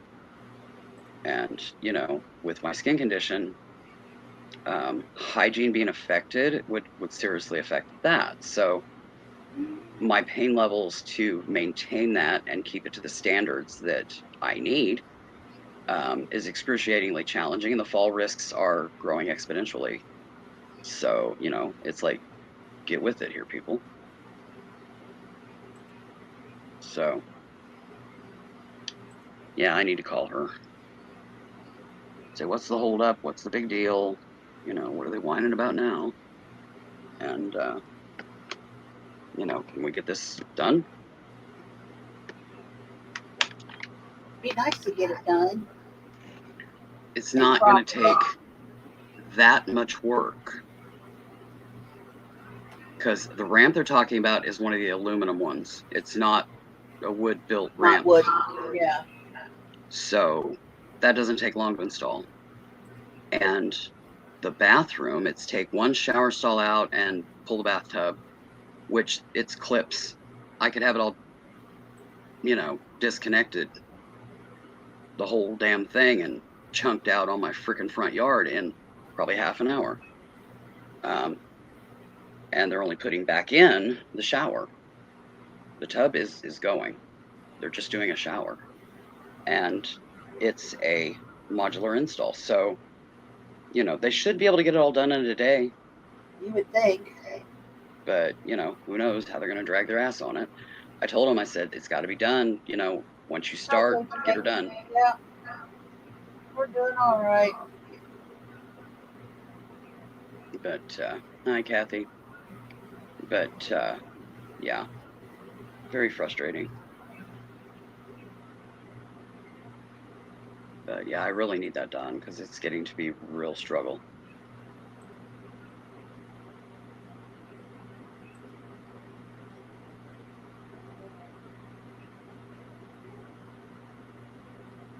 And then the ramp, it's just going to make things easier for Sis and I both because as it is now, we have a garden cart. We load the groceries in the garden cart, wheel it to the deck, unload them onto the deck through a little hatch door that I built into the deck years ago when we moved here. 8 years ago we moved here, so it was probably 7 years ago I did that because I think it took me about 3 seasons to be able to get that done. And then you have to pick them up off the deck, carry them into the kitchen, and then unload, start unpacking stuff. And it's a hell of a process to go from the car to the garden cart to the deck, then to finally the kitchen. Whereas with a ramp, she can load them in the garden cart, wheel them up the ramp, and right through the front door and right into the kitchen, and then we can put them away. It's going to eliminate so many miserable steps just to get freaking groceries in the house. Right. Because, yeah, she can just literally just load it and right up the sidewalk, right up the ramp, right onto the deck, right into the house, wheel it right into the living room. That would be so much easier. Mm-hmm.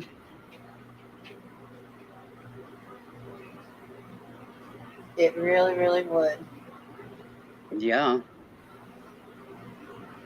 I said, here, it would make things so much easier on us too if we could have a Yeah, nice if you get something like a deck setup and like a that, ramp. yeah. So that we could load a wagon with the groceries and stuff and come straight up into the house because we have to step up into the house off of the little landing where our steps are at. There's Ours are not attached to the house. They're just not. They're not attached to the house. They're neither is mine. My deck is free floating. But there's like an 1.5 inch, maybe 2 inch lip at the threshold of the door, and probably about a 2.5 inch lip on the inside. see, mine are wrought iron with wood plank. Yeah, ours is a wood deck. I have a steel welded deck on the east door. It's a full steel welded frame, and then I took some exterior wood plank and put it over the grating that was the platform because Right. the dog we had at the time, that would have hurt her feet really bad, and because it's just big enough that a skinny-legged dog like Sarah was, she could slip her foot in there and break her leg or something. So I bolted wood plank down over the steel to eliminate that issue. But yeah, the front one is wood. And what happened was just a 1x thick adjustment on the frame for the door that I ordered to fit. We have a short door. It's just the way the trailer's made. The doors are short. So I had to order it from a mobile home place because they were going to stick me like 3 times as much, to have to build a door to fit. But that extra board my brother put on, and he put it on the bottom instead of the top. So we'll have to pull the door and pull that board, move it up top, reset the door, which is storm door and inside door, but it's all one unit, so it's not that big of a deal. And that lip will be resolved. So It's that easy. But which sounds like a lot, but really it's not. It's like a dozen screws and inside trim. Remove those, and the door will just lay out into your hands, and you can set it aside and move that board from the bottom to the top where it should have been in the first place. But my brother's a moron. And put it back in and reseat everything, and it'll be fine. That lip will be gone. So why he put it on the bottom, I have no idea. I had run to the lumberyard to pick up something that I don't know if it was something he needed or I needed. I don't know. I just know I remember I had to go to the lumberyard. So I ran up the road to the lumberyard to do that, and when I came back, yeah, it put it on the bottom. I'm like, what the hell are you doing? Well, I ain't gonna move it now. And I'm like, you will be eventually. Well, it ain't gonna happen today. He's one of those surly, short-tempered, impatient, just want to slap it together and get the hell out of here kind of attitude. Hey, Beverly. Hi, Beverly.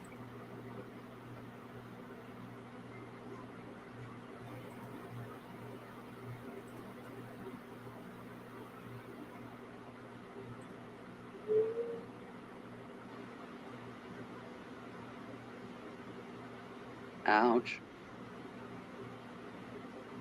At least they can fix it.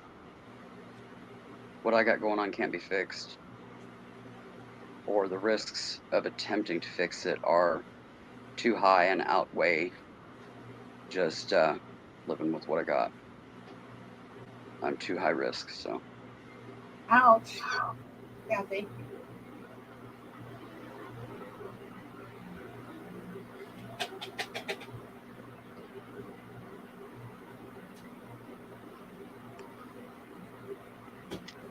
Yeah, if they could fix me, it would be 2 shoulders, a spine fusion, a hip replacement, an elbow replacement, and a knee replacement, just to keep me mobile. But I can't have any of those surgeries because my body rejects foreign matter. I can't even be transfused. And those two together, too high risk for operation and rejection and not being able to transfuse when they're doing major surgery. Yeah, that makes me non-candidate. So I just have to live with my bad hip, my bad knee, my bad elbow, my bad shoulders, my bad spine. Oh, and they just love to go in and remove the Tarlov cysts off my spinal cord. Not happening. Yes, the pressure relieved from that would be awesome, but the mortality rate in that procedure is about 20%. Why in the hell would I put myself out there, with an 80% chance of death? Really? No. Time for a diaper change. There you go. I'm about to open and ready.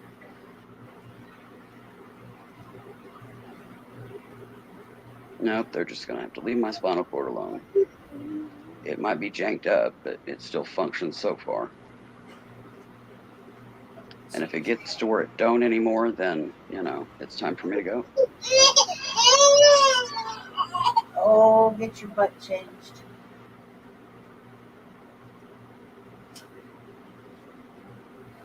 Stop.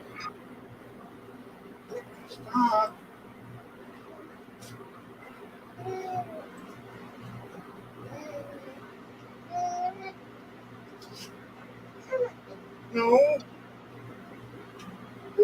Oh, stop.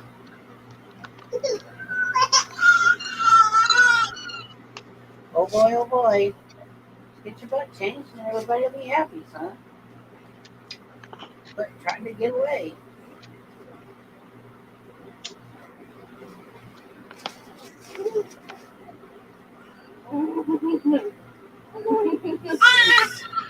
Billy Child. You get him laid down to get his diaper changed, and you get it off. Well, actually, before you even get his diaper off, he's already trying to roll over and sit up. Trying to grab me. And then You get his diaper undone, and you get him down, get it, get him wiped off with his wipey, and you get the fresh one on him, underneath, I should say, and then he rolls after you got one side latched, and then you're trying to get the other one. He's like, "Nope, I'm gonna roll over and try to run away." Rotten little booger. It's Booger. because he'd rather just run around naked. He does. He loves to be naked. He does not like clothes. That's why here lately when he's on, and I Hey, have Stacy. on, that's what you see. You see him in nothing but a diaper. He does not like clothes. Yeah. He likes to be free. Well, at least it's the time of the year where he can do that now, and it's peachy. Yeah, he can. You know, he's not gonna get a chill or anything like that, because No. He likes to be naked baby. Don't you? Oh, naked baby. Who came in? Stacy May. Hey, Stacy May. Hi, whoever and every. Sorry, I wasn't even on the page, so I was off and gone running and talking at the same time. Hey, Carol. Hey, Miss Carol. Hi, Miss Carol. Hi, Kathy. Hey, Stacy. Hi, Willow. Hey, Tim. Love you, dear. Love ya. Gotta get Miss Carol baby cam. Oh, he's been baby cammed already. But that's okay. Miss Carol gets to have her baby fix. Hold on.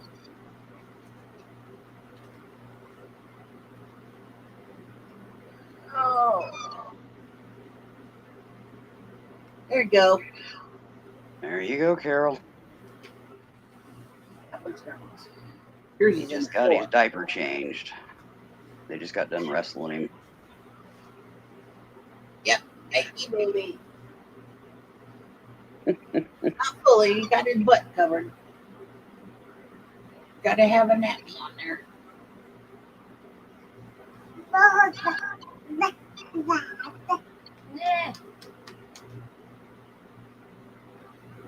Yeah, I'm feeling a little bit better. This one here gives both of us a run for our money daily.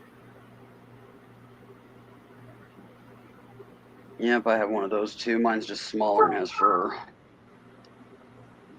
But I'm pretty sure she's sprawled out on Jennifer Fit now. Must have hair on his face. Unless she moved in on mine, I don't know. Keeps you exhausted is what it does, Stacy. I don't know about keeping us young there, Stacy. That's what I'm saying. It keeps you exhausted, but yeah, it doesn't slice any of them ears off. They're there. They ain't going nowhere.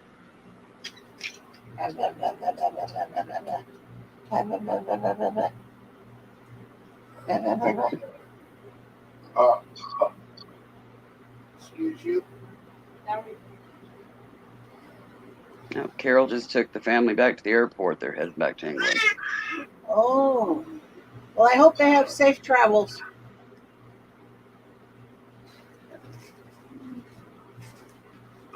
Same here, Stacy. Just fur kids. You know, your fur kids are a lot to handle. You got 2 guns. You know. Esme Yeah, just but turned a Esme's year old, mellowed out. and the She's baby mellowed is out a lot. 9 weeks old now. But Jasmine, on the other hand, she's just reaching the hellion Well, phase. welcome back, Bones. Welcome back, Mr. Bones.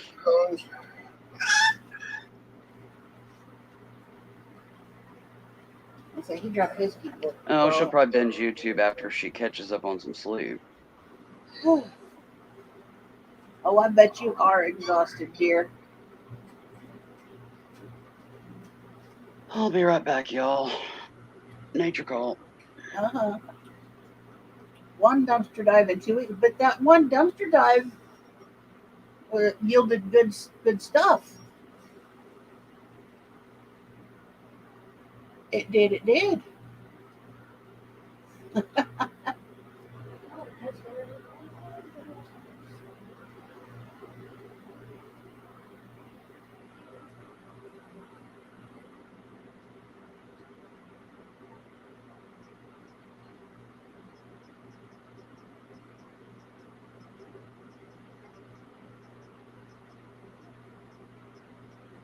12. 9 are yours, and 3 are the roommates, and 1 is a stray. Well, that's fine. You know, we have a lot of strays here in the trailer park, and you know, my heart tells me I should take care of all the ones that are outside. But I mean, some of them actually have homes and aren't really strays. They're just indoor, outdoor kitties. Lazy mama said you were at home. He's got about 45 more minutes. Grandma cuts him off at 5 o'clock. What time is it? It is 4:16. Okay.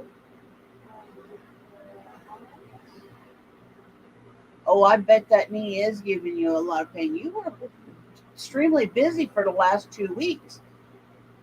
My knee would be screaming like a, you know what I mean? My whole body would be aching between DC and then, home and going and doing. Oh, Lordy. I'd have both knees wrapped up and a back brace on and my arm in a sling.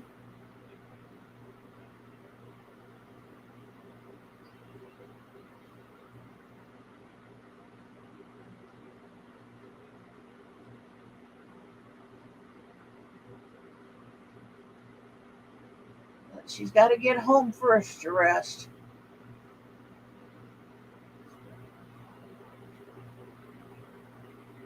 But I bet it was just wonderful having family home, them visiting and doing. But it sure does take a lot out of you.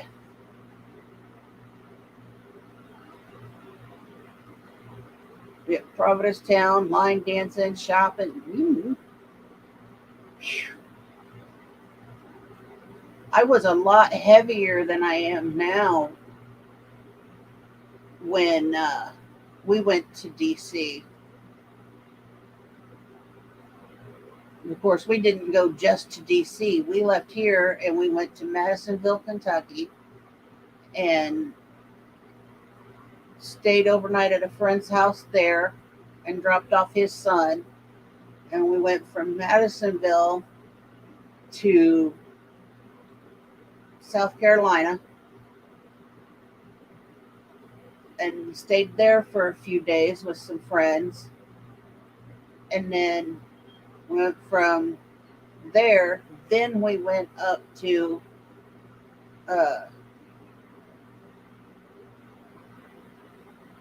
Virginia and stayed with friends. And while we were there, that's when we went and visited DC and other places around DC. And I was big around. I mean, I've got pictures to prove it. And I was walking with a cane then.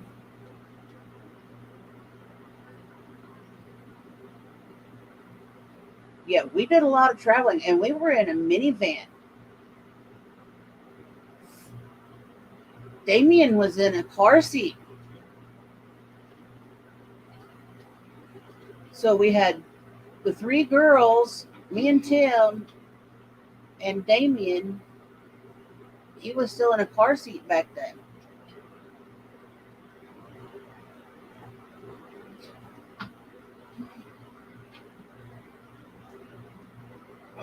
I mean, he was old enough to, get around and do things, but he was probably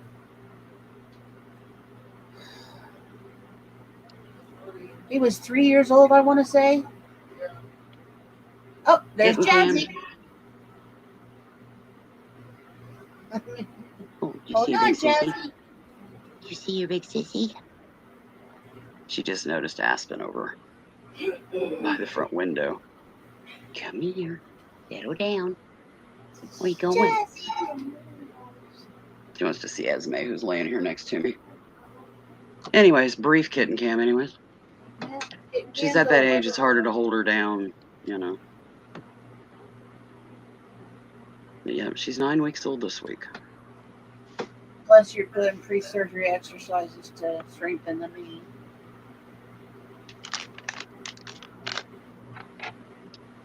Oh, pre-op PT.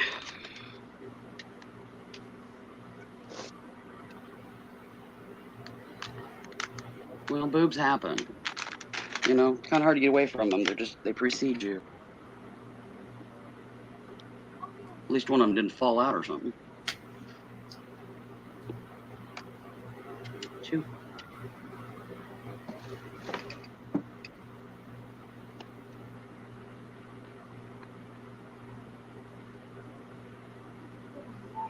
I'm getting where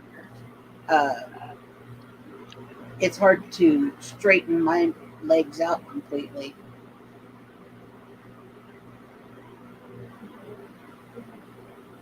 Oh, mine's straight now. They try to hyperextend.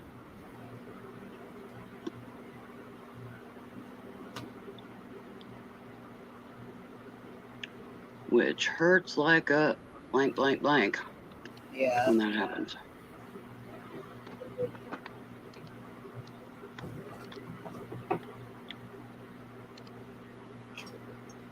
And I still do the stretches that they gave me in PT to prevent that from happening, but it still happens. So.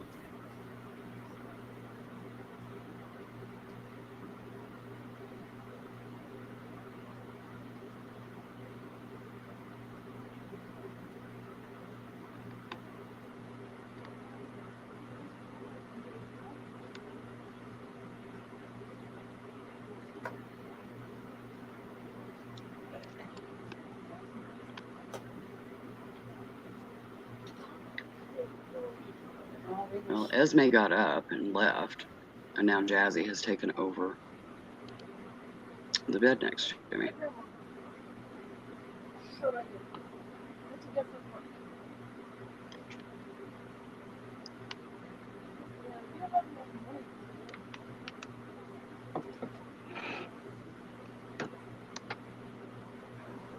There it is.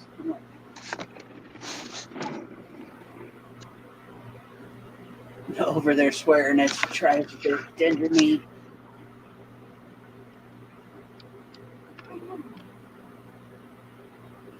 Stacy May's like, you guys with your knees, ouch. Meanwhile, she has to get images on her hips done. Oh, look, there's Jazzy. Yeah, I've got a bad hip. I can relate. I got bad ankles too. You want those, Stacy? I'll pass them.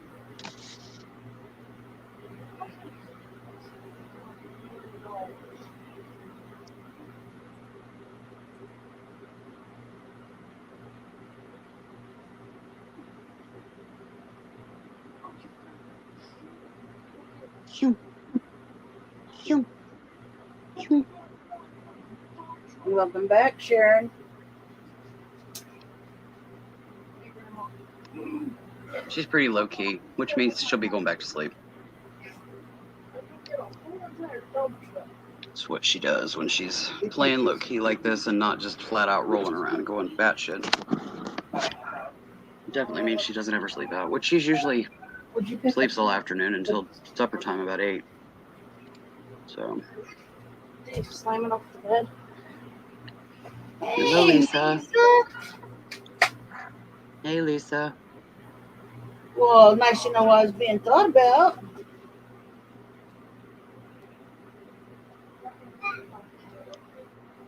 We're doing all right. I took some time away from actually being on my channel. I have been online.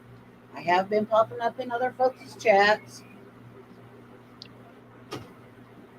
Just not as frequently. It actually had been taking a little bit of hiatus away from the YouTube.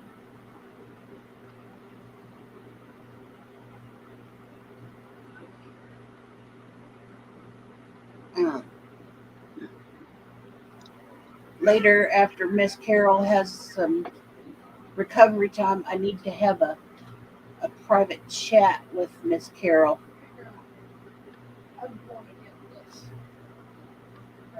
Oh, Taco Tuesday, huh, Stacy? We're having pork chops. I've been eating on Sloppy Joe's You can make me unbig now, you know.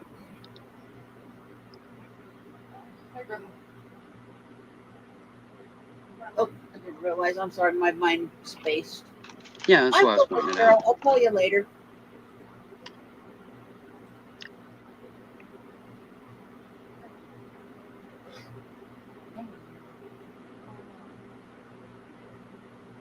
Whatever you. Like rice, lettuce, and fish. Oh, see, I don't like fish. Me I neither. take the rice and the lettuce. Yeah.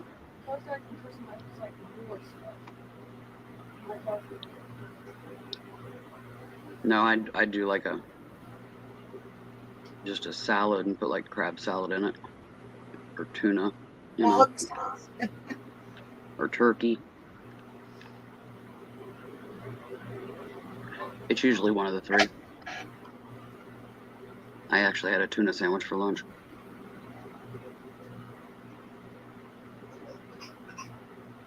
Either creamsicle or orange creamsicle for dessert.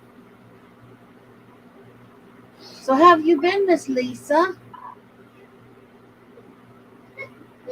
Lisa had Popeye's chicken.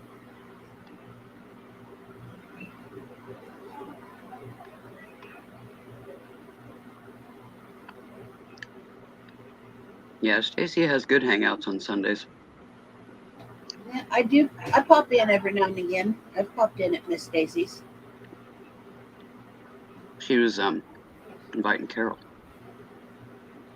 I know. I've never had Popeyes in my life. I have. It's a little too spicy for me. The seasonings are good. I think we had a Popeyes here once. It only lasted a couple of years though, and then it tanked because it was after Katrina. We had a lot of people come here from Katrina, and a Popeyes opened, and as far as I know, most didn't stay. They just waited till the water receded from Katrina, and then they went back and rebuilt. And then Popeyes tanked, so because I'm in the Midwest, I'm in Kansas, and yeah, we don't do spicy chicken. Well, I'm in Central Illinois. We got Popeyes, but it's over in Springfield. There's nothing here. Yeah, I don't know if there's any Popeyes in this part of the country anymore. There wasn't pre-Katrina. That's what I'm saying. And I don't know how many of them may have stuck post-Katrina.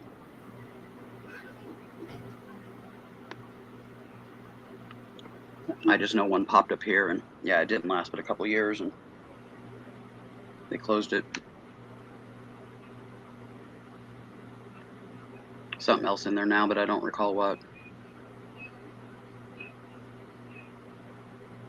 It's like some kind of steak and shake type of place or something that wants like $8 for, a little tiny steak sandwich and about as much for a small milkshake. That's what I've been told. I've never been there myself.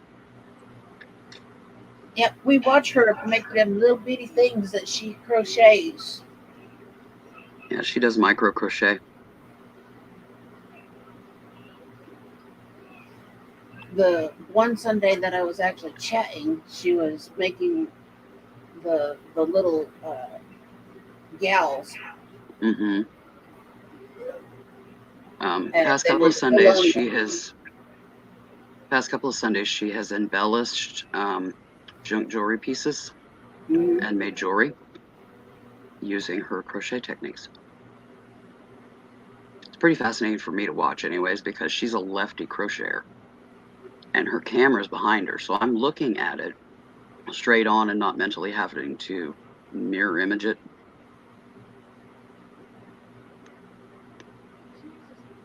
On those, I actually plan to go back and slow them down and rewatch her work and learn from them.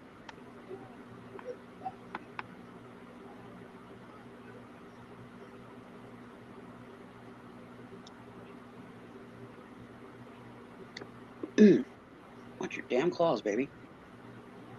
Now I've got like 4 or 5 holes in my leg again. to add to all the others that I have. This time it was her back legs, so a lot more pressure. Watching and waiting to see if it's going to bleed.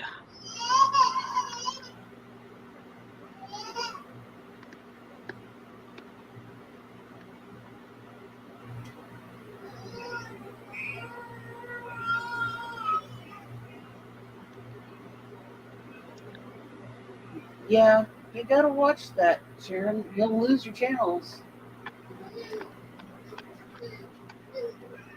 Because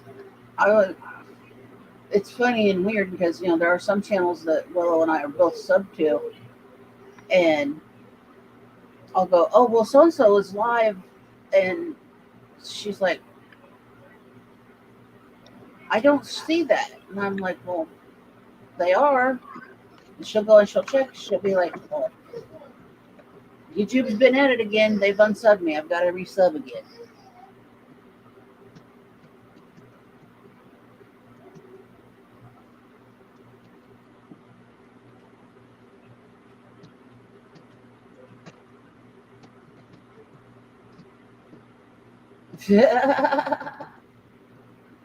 Right, Stacy?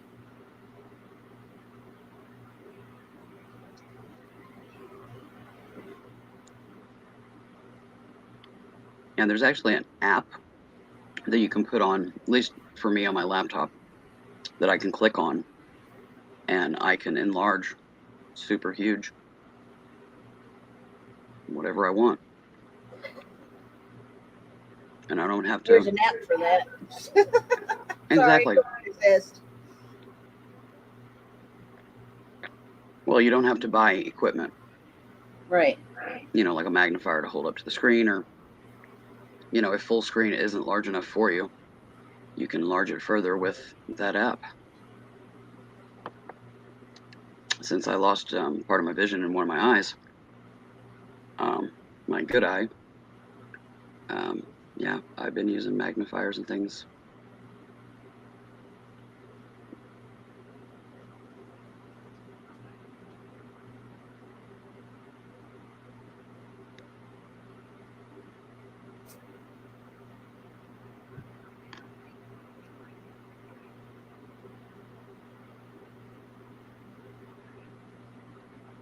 But no, I said I've just been chill. I took a month or so hiatus from doing lives and chats, and things have been kind of crazy, with baby, and he was busy teething like crazy. He's got 2 top teeth, 2 bottom teeth now, and most likely working on some more teeth coming in, and so, and he's been working on crawling and sitting and standing and trying to walk, and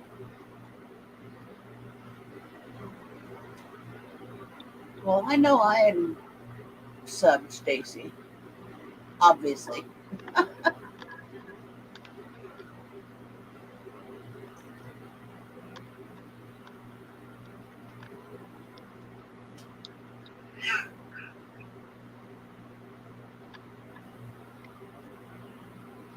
Oh yeah, he's definitely getting far way more busy. Oh, yeah.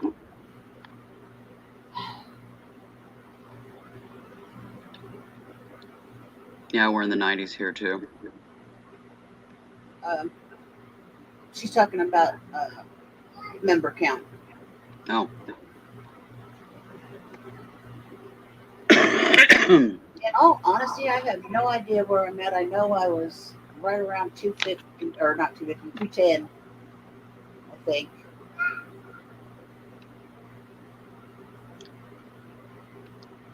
I wonder if you have to make content to be able to use the community tab when you get to 500 subs. I'm not sure. I don't know, I just got to thinking I can post messages and things on there. Oh, 212, you look? Thank you, Stacy.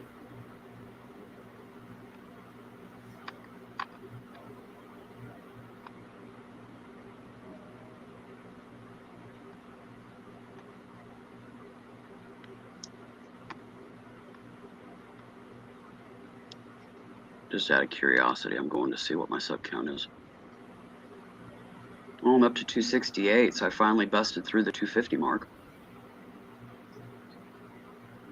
Which, 268 I don't think is too bad considering there isn't a lick of content on my channel. No, but But you're if I could so hit well known, you know. Yeah, well, the modding thing. Yeah, I But think you have to maintain the number. You have to maintain that 500.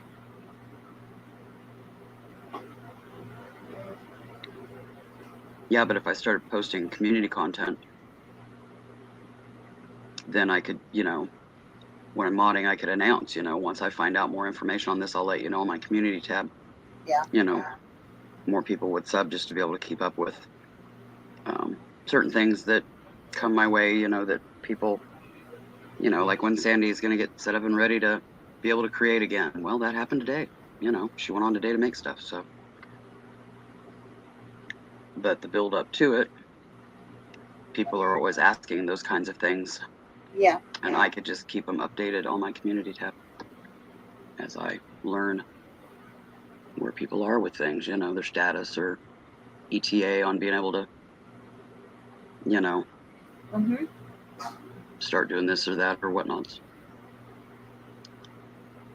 Because, yeah, I don't want to do videos. It's not my thing. For one thing, my internet sucks. So if I hosted, everybody else's internet would be sucking too because it's all running off of mine. Yeah.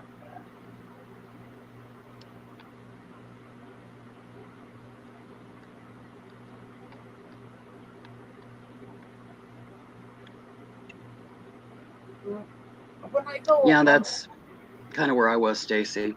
I had, I guess, probably about 150, 160 subs when I started going on panels.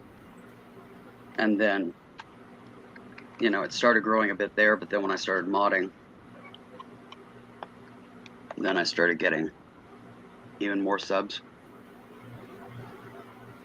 But I was kind of pretty much through COVID, pretty much kind of floating between 225, 250. And now I'm at 268, so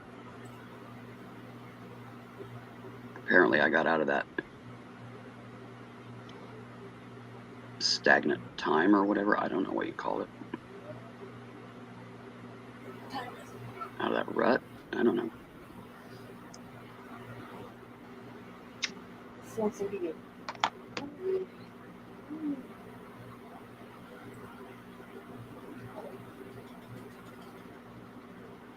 I mean, as it is now, there isn't any real reason for people to sub to me. But if I started keeping people posted on things, on like on the community tab or something like that, if I could get there, it would give people a reason, I guess, to.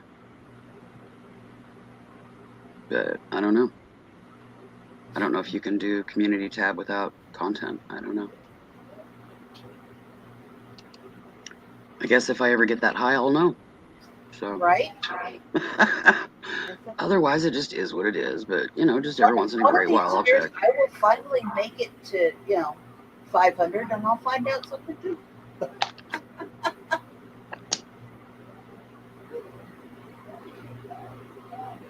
And Well, have fun, honestly, Stacy.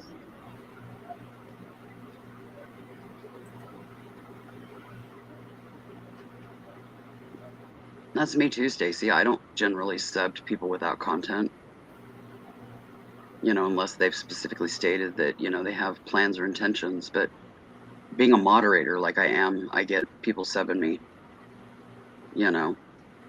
Occasionally, if there's somebody dropping links in the chat while I'm modding or something like that, they'll start dropping my link.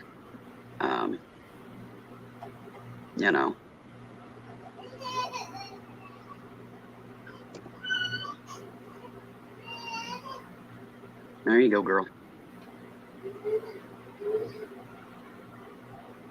I don't know. It was just a thought that came to my mind the other night. I was like, well, if I by chance got to that high, I wonder if I could do content on community tab without doing, video content. But I don't know. I don't know if you can do that.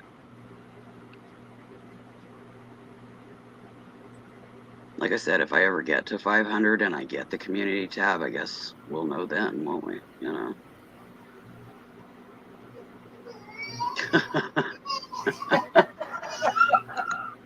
I constantly am doing that, checking, my sub to this person, my sub to this person. I do that on the regular because I can't keep track. It's like, yeah, don't let hubby get hangry. We don't need none of that. No. And who knows, Enjoy. I might still be here when you're done making dinner. Yeah, it's just, you never know. Sometimes she gets to hurting and she just goes in and wraps it. And other times, yeah, she'll go 4 or 5 hours. I'm only It's 2 hours entirely. and 30 minutes in, so, Yeah. And we still got time before the East Coasters start, popping up their evenings Yeah. sales.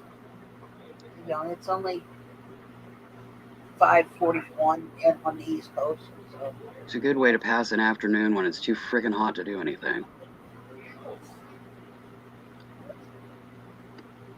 I mean, the only other thing I could be doing is sewing, and I have to sit up on the edge of the sofa to do that, which makes me sweat because my pain levels amp up. So that ain't gonna happen until this evening anyways.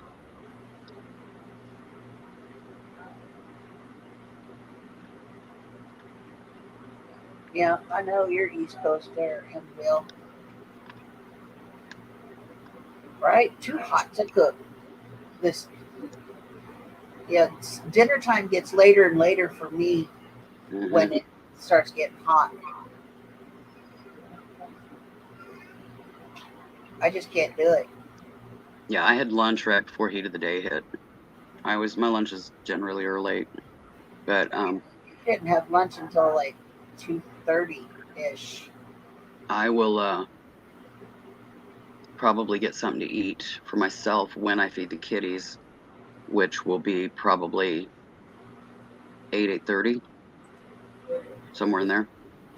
They start nagging me at like 5, but yeah, they still ain't getting fed until like 8 or 8:30 because it's just too friggin' hot.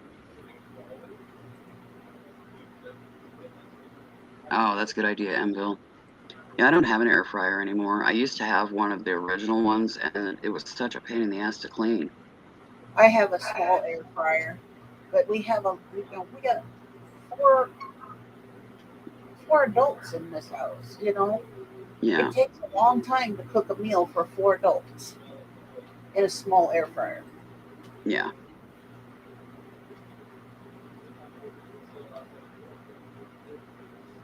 Well, they've got them now that look more like a toaster oven.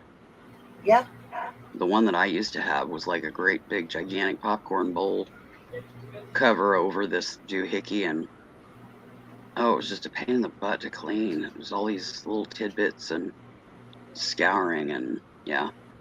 It was one of the first ones before they had refined some of those details, like easy cleanup. See, that would be perfect, though. I mean, if it was just me and Tim, the air fryer would be perfect. But I'm not getting rid of that bugger. I'm telling you. I will. Yeah, it does come in handy regardless.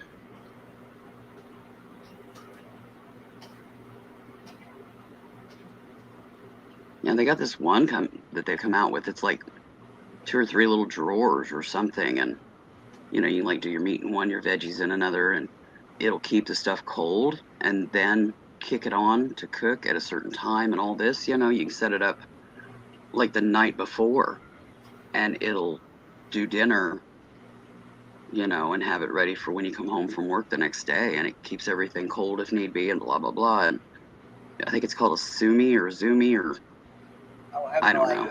I've never seen But such a creature. it's crazy expensive too. Oh, I bet it is. And it's just the basic unit for that crazy price. If you want to add the other stuff to it to make it like a deluxe version, yeah, you're gonna pay $1,000 or better for it. Yeah, Might even mine. be close to a couple grand. One of my daughters gave it to me. I think eventually conventional ovens will probably phase out into more like something like a toaster oven / air fryer. I used to have a gas stove, and what I miss is the convection oven part. Mm-hmm. things did not take as long to make in my convection oven because it moved that hot air around. Yeah. And Yeah. Back when they came out with microwaves, we had one. I don't know, Mom got it and paid on it for months. And it was a convection oven and microwave. uh-huh. The bad thing with that, she would forget which she was using, and she'd put like a Tupperware bowl of something in to warm it up and kick the convection oven on and melt the whole thing into this gelatinous glob in the bottom That because she hit convection instead of microwave. You know. yeah. But I miss my convection oven. I have a great electric stove. It just heats up the house so It much. does. Same here. Same You know, here. and it's got the ceramic top, glass top, whatever the hell you want to call it. Yeah, that's what and- I have is a ceramic top Maytag. And I love it. It's great. You gonna warm recipe? Really, the only time we use the oven is to bake the turkey at Thanksgiving. It's just you and sis. I mean, Yeah, and an occasional like pizza that won't fit in the toaster oven. You know, yeah. that's about it. We just don't use it as much anymore. Mostly, we cook in the toaster oven. See, we don't have the counter space that you have. So it don't work for us like that. Otherwise, I'd have all of the smaller appliances. Yeah.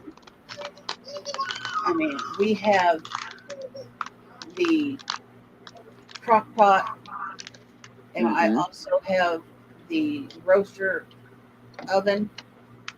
You know, the help me out, lots of words. I've got a chicken roaster pan, but it's for the oven. It's not for the. It No, wouldn't fit the it's toaster a oven. Nesco cooker. You mean like a sandwich maker or something? No, it's a Nesco cooker. I don't know what that is. You know when you used to go to the church cookouts or whatever, the potlucks, and they'd have the big white cookers that had the food in them. It had the lid. Oh, yeah. That's a Nesco cooker. Nesco Yeah, pot. it's like a great big kind of sort of Yeah, slash it's a crock roaster. pot It's a slash. cooker. You can put turkeys in it, or you can put Mom, put it in you guys. Yeah, it's like a slash toaster oven or a toaster oven slash It's not even a toaster roaster oven. or electric skillet kind of thing or something. It's a big soup pot or a roaster oven. You know, Yeah. you put turkey in it. You can put a ham in it. Yeah, I remember them from potlucks and stuff But back yeah, in the I day. have one of those. Yeah, I've never had one of those.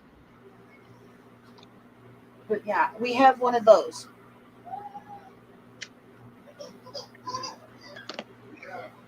Oh yeah, I've got sternos. Those are out in the storage shed.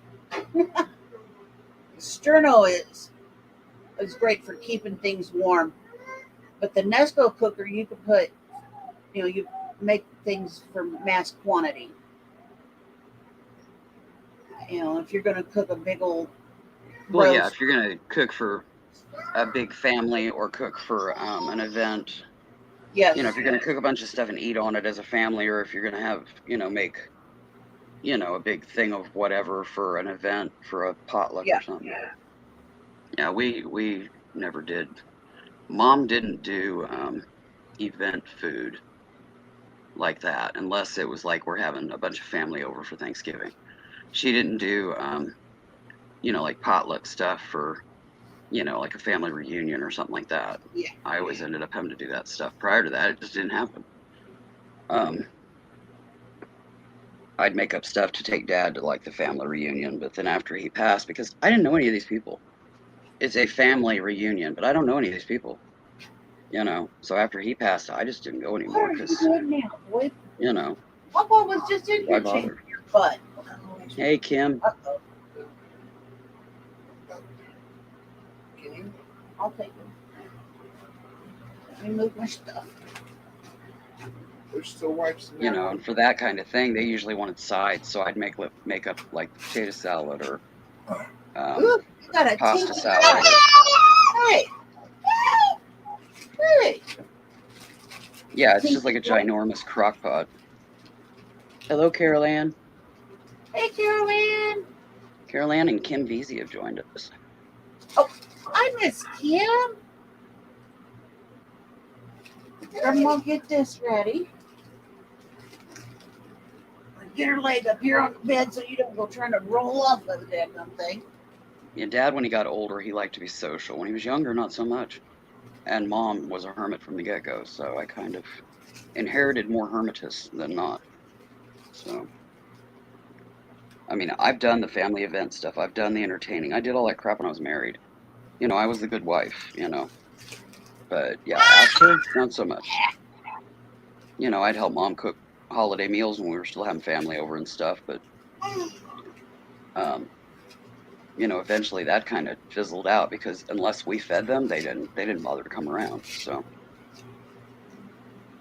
it's like, well, you know, you're on your own then, people, because we're not your, you know, frickin', I don't know what they call those things, buffet, you know, personal buffet, or I don't know. The sterno things that are on the buffet when you go Yeah. to a potluck. I know. I'm just trying to think of a word here. Sterno. No, different word. Warmers? No, it's not appliance. You know, it's like the family just coming around for food. You know, we're not your something or another. The word's just not hitting my brain. I know what I'm wanting to say, but it's just not coming into my brain. You know, it's like a freaking soup kitchen for the family. You know, if we didn't cook, then they weren't coming. And as Mom and Dad aged, none of them were taking up the mantle to host a holiday meal. They just wanted to come for the food. Otherwise, they didn't give jack shit about the folks, you know. And it's like, really? No, it's one of them types of food places where, you know, you go in and you walk along and you tell them what you want out of all of the little options that they've got. Cafeteria kind of thing. No, I don't know. There's a word I always use for it, but it's just not coming into my brain today. So, oh well. Y'all know what I'm talking about. Food moochers. That's all they want. They ain't gonna host a family event like that, and they aren't gonna, you know, do all that work. But yeah, if somebody else will, they'll come for the food. But otherwise, they never call you. They never contact you. They never anything. So yeah. When Mom started getting older, she said, "I'm done," and I'm like, "Okay." She says, "If you want to do it, you can," and I'm like, "Are you kidding me? Hell no." Coke was the brother. Oh, Ours was the type of family that if you cooked, they'd come for the food. But were they gonna do potluck style and, you know, somebody bring the rolls and somebody bring the chips and somebody bring the potato salad or anything like that? Hell no, they weren't gonna do that.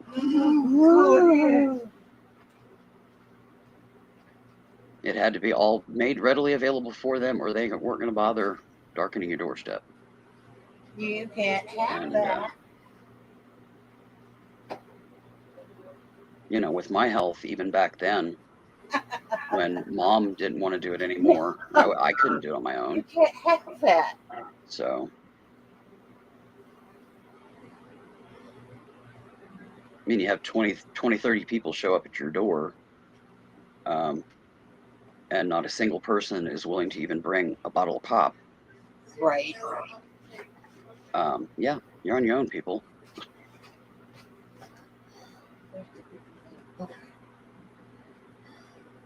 All right. There you go.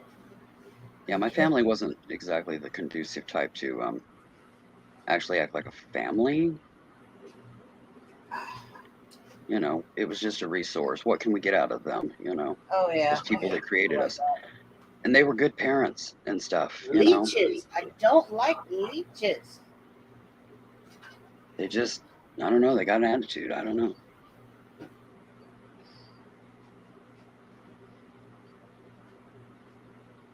I mean, I'm the youngest, and you know, the rest of them are his and hers. So, who knows, the history before I was born, that I kind of think I know where they ended up, why they ended up the way they were, but not positive. And the bad thing is especially with Dad's kids, it wasn't his fault. It wasn't his fault. So anywho, another story. What else is going on? Anybody? Something new?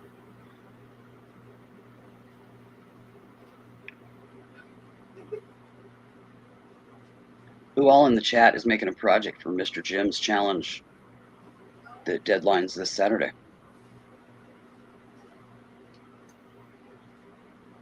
I know I am. I've been working on it for weeks. I think Kim is. I'm not positive. Is anybody else?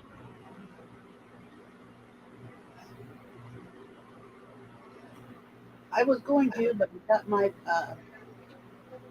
stuff late. Yeah, you had full intentions, but trying to get your cabs to you with the postal service debacle that became. Yeah, you just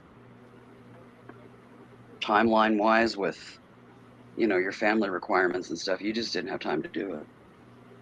But like you said, you'll do the next one. Carol Ann, girl after my own heart. Exactly. Well said, Carol Ann. I guess nobody else is doing Mr. Jim challenge.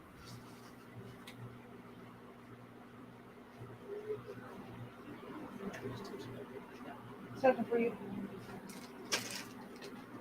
Ah, cool. Fridge. Oh yeah. Yeah, we were supposed to provide the food and they didn't even offer to help clean up. As soon as they got done eating, they'd visit for like 10 minutes and then they'd bail out the door. If anybody even remotely said something about, getting the food put away and that kind of stuff, yeah, they couldn't fly out that door fast I enough. must have been telepathically sending it to you. And the one time that I remember going to one of my older sister's house for Thanksgiving, she took the whole turkey and just put it in a stock pot and boiled it. She didn't bake it, she boiled it. And yeah, it was tender. It fell right off the bone, but it was as tasteless as all get out because she put that thing in that stock pot and cooked it for like 2 days. Wow. 2 days? Yeah. She had to have because, yeah, it fell off the bone, but it was turkey jerky. Wow. It was just soggy turkey jerky. Like the beef jerky that you got stuck in your back pocket and then you get stuck in a pouring down rain and the little pocket, where you've cut the end off of the stick package and rain gets in there and it gets soggy beef jerky. Yeah, it was just like soggy turkey jerky. It was disgusting. Gross. She made her mashed potatoes with water. Instead of, like adding milk and butter, she just water and pepper. You. So they were tasteless. I mean, I think she intentionally made the whole meal tasteless so she wouldn't have to do it again. She just didn't want to do it. It was disgusting. Yeah, what? Yeah, we left there. Yes, please. Literally on the way home, Mom said, we're stopping at the store and buying a turkey and I will get it thawed and, we'll have a turkey dinner, like, in a few days once the turkey's thawed. And Mom and I scrambled. Mind you, I was a kid, but I was still in the kitchen helping her. And, I was prepping potatoes and to make, mashed taters and, all the other fixings. We scrambled to throw stuff together.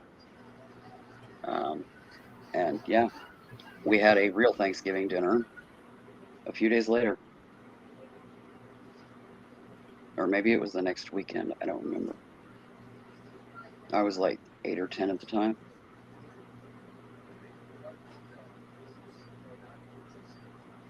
But yeah, we weren't going Thanksgiving without Thanksgiving dinner just because she wanted to be a bitch about it. And what was crazy is she's the one that offered to do the meal. It wasn't like it was pushed on her. She offered. She was like, let me do it this year. So she did, and that's what we got. It's like, really? And she had, she's done Thanksgivings before, and I've seen her do a beautiful spread. But that year, it wasn't that. So it wasn't that she wasn't capable. She just didn't want to do it. And she blatantly, I think, sabotaged it so that she wouldn't have to do it again. Not that she had to do it to begin with, because she wasn't asked or nothing, not even a hint in conversation. So yeah, it was just weird.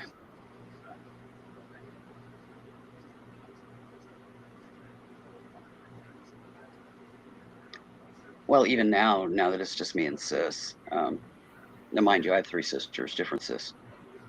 3 sisters, 2 brothers. There's 6 of us. Um, now that it's just me and sis, we still, roast a turkey and make up a meal, um, and have Thanksgiving, and then we just freeze the rest and pick at it for a couple 3 months until we finish it off. The When I was a turkey, kid, we we always intentionally buy a larger turkey to have leftovers for making turkey noodles and turkey pot pies later in the winter. So, because we I always love went to turkey my noodles. grandmother's. On my mom's side, my mom's mom. So we always went to grandma's when I was a kid, and of course, when I was a kid, we didn't really, help clean up or anything like that. It's a kid thing. But you stayed the hell out of the way. But as I got older, as a child, I'd go in and I would help, at least stack and clean up the dishes a little bit, make sure that the trash wasn't overflowing. And then as I kept getting older and older, I would help take on responsibilities of taking food out of the pots and pans and putting it into smaller containers, and Yeah, then downsizing. Yeah. and then then I got older and I was doing dishes and stuff like that. It progressed. The older I got, and it was fair to the older women in the household who cooked if I cleaned. Hmm. See, I didn't have grandparents. My grandparents had all passed, except for one. From what I've been told, um, it was one of the grandpas. I think it was dad's dad. He held me one time as a newborn and then died.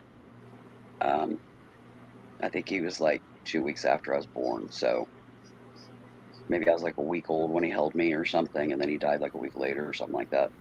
Um, but otherwise, they had all passed. So I didn't have grandparents. But I mean, anytime I went anywhere that they were, making a meal, like a potluck or anything like that, even as a kid, I would be right there in the kitchen offering to help. And some of them, if they didn't know me, they were skeptical as to whether or not I was capable of doing it. And I was like, I can mash the potatoes, I can, cut potatoes, I can do the salad, whatever, and because I was very skilled in the kitchen at a very young age. Yeah. As soon as I was old enough to be safe enough to do anything, mom taught me how to do it. I mean, I I got was married at never 16. I knew how to fry a freaking chicken and all that, I didn't have a problem with it. Um, but, once they knew I was capable, they were glad for the help, But often, age-wise, I was kind of skilled earlier than I guess other kids or something. I don't know, because they were like, "You sure you know how to do that? You know how to handle a knife?" Yes, at 8 years old, I could cut potatoes and all kinds of stuff like that. You could hand me a cleaver and I'm good with it. I knew how to use it, and I was taught how to safely use it. And, you know, it wasn't a problem. I was always beyond my years in, skill sets and stuff like that. I've always been that way. Carolyn.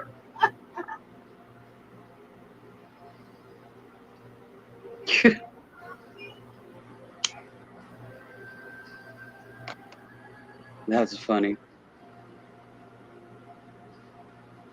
Yeah, me too. Even when I was a kid, if I was invited to something, Mom, can I make up some potato salad or, pasta salad or something like that to take because I'm going to be going to this event or whatever. And she's like, yeah, I'm not going to have time to do it. And I'm like, no, I can do it. And she knew I could. It was just that automatic response as a parent after 5 other kids that, the mom's going to assume that, you're going to want them to do it. And it was like, no, I know how to boil, make pasta and cut up the veggies and make the sauce and, whatever. If I didn't know how to do it, I didn't offer. If I knew how to do it and knew that I could do it and it was good food, then I would offer. But if I wasn't there yet, no, I didn't offer. I said, I love being in the kitchen. I was always observing,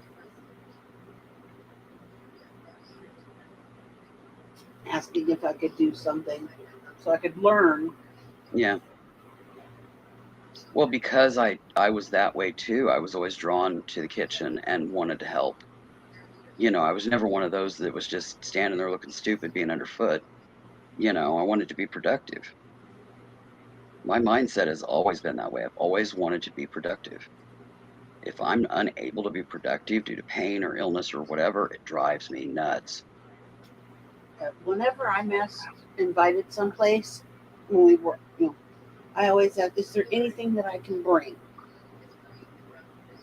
Is there anything that, I can assist with? Even if it's something as simple as, if it's so that we're not doing dishes, can I bring some paper plates or uh, Utensils or utensils, drinks or, anything? yeah, just anything in some way, shape, or form to contribute. And that was me. If an event was coming up and I was really squeezed for time and just was not going to be able to get a slot Or even of time, even bagged ice for the yeah, beverages. yeah, anything you contribute is going to be a help, you know. And that's me. If I couldn't, if I was super busy and just there was no way that I was going to have time to get something, put together, then, I would tell them that, what else do you need? Do you need, you know, papers, plastics, chips, sodas, tea, whatever? What can I bring? You know, and if I had time, then yeah, I'd always make up a dish or two and, talk to them, find out what gaps they had and fill gap, on Yeah. sides or desserts or whatever. They needed a couple of sheet cakes or, whatever, cupcakes, brownies, cookies, whatever.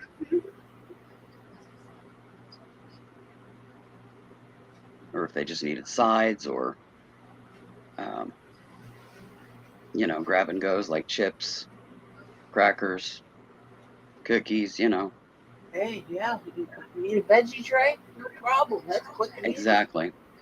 Exactly. Veggie tray and a couple of dips, like honey mustard or ranch or, Usually ranch and French onion.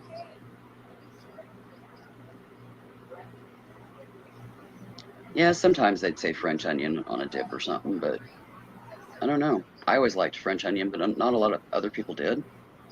So it wasn't something that I would just immediately take to an event because usually it ended up unopened Onion after I tried it a was couple times.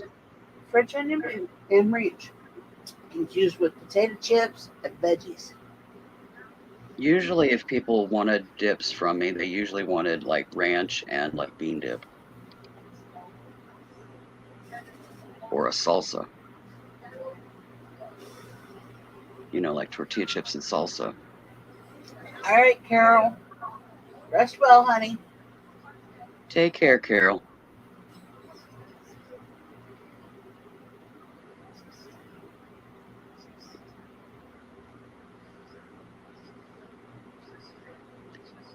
I can fake nice if I have to in a PC situation, like if I'm standing in front of a judge or or law enforcement or, you know, that kind of thing. You know, no matter how crappy a mood I'm in, I can fake nice, but just on general, yeah, I don't bother. You get what you get. This is me. Take it or leave it. It's I like hate today, mine. my voice has gotten really, really gravelly. You know, I sound kind of burly bear, but I'm I actually in a pretty hate good mood faking today. nice. I've done that so much in my lifetime. Oh, and for anybody that loved it and doesn't know, Live PD is coming back this summer. It's going to be on Reels, REELZ channel on your cable networks, and it's going to be called On Patrol Live instead of Live PD. A&E is not bringing it back, so Reels TV has got it, and Dan Abrams is going to be hosting again, along with Sean Sticks Larkin. The African American fellow that was also a co-host, he's not coming back, but one of the county sheriffs that was on Live PD from the first episode on, first to last. No, Lisa, can't tell it all. He's going to be taking that slot and he's an African American fellow too. He's going to be taking the slot of the guy that they did have, but he's one of those real personable ones that everybody's enjoyed, and that's why he was on the show from the start to the finish. You know, one of those. So if anybody does like that, episodes will probably be on their website as well, which is reels.com. And you can sign up for their newsletters to get notifications when So shows are my going to name start. Carol Ann, not Maid. Get your asses up and get busy. Well, I hear you, Carol Ann.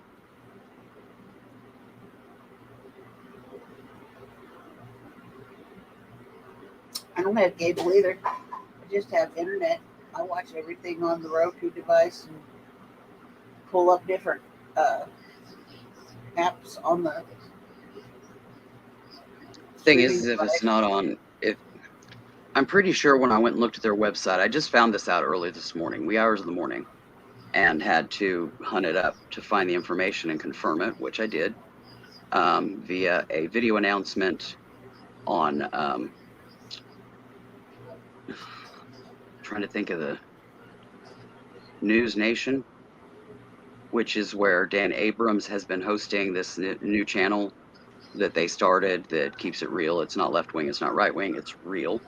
But it's called News Nation. It's actually a TV channel now that if you do have cable, you've probably got it. If not, they have their own website and you can watch all their episodes on there.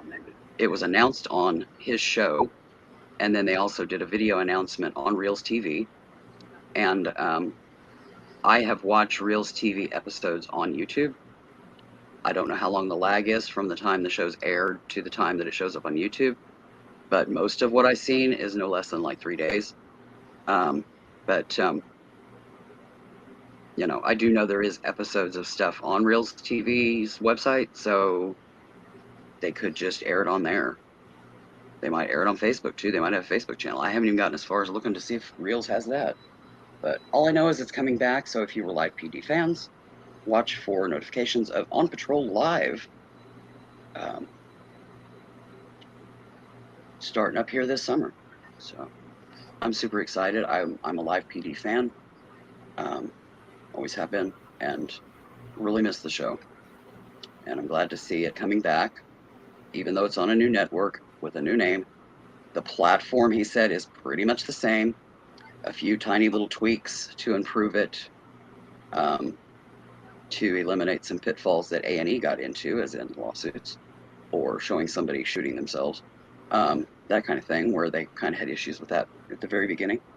But just little things like that you aren't really going to notice because it's just kind of refining. But otherwise, the platform's pretty much going to be the same. They're going to have several cities that they bounce around on, and all that just like they did with the original Live PD and everything. The basics is pretty much going to be the same.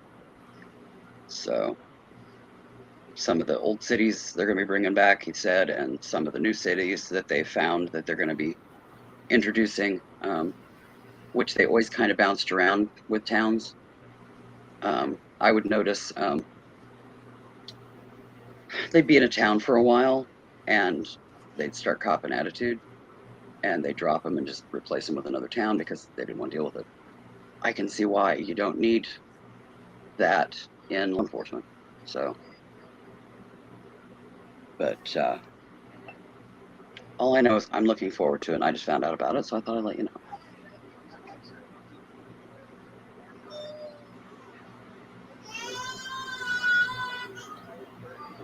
Honestly, I do watch Pluto sometimes, Lisa, but I spend a lot of time just watching series on like Netflix or Prime or any place I can find something that has a lot of seasons. I try not to watch things that have just one, but you know, I like to binge watch and just have stuff running. So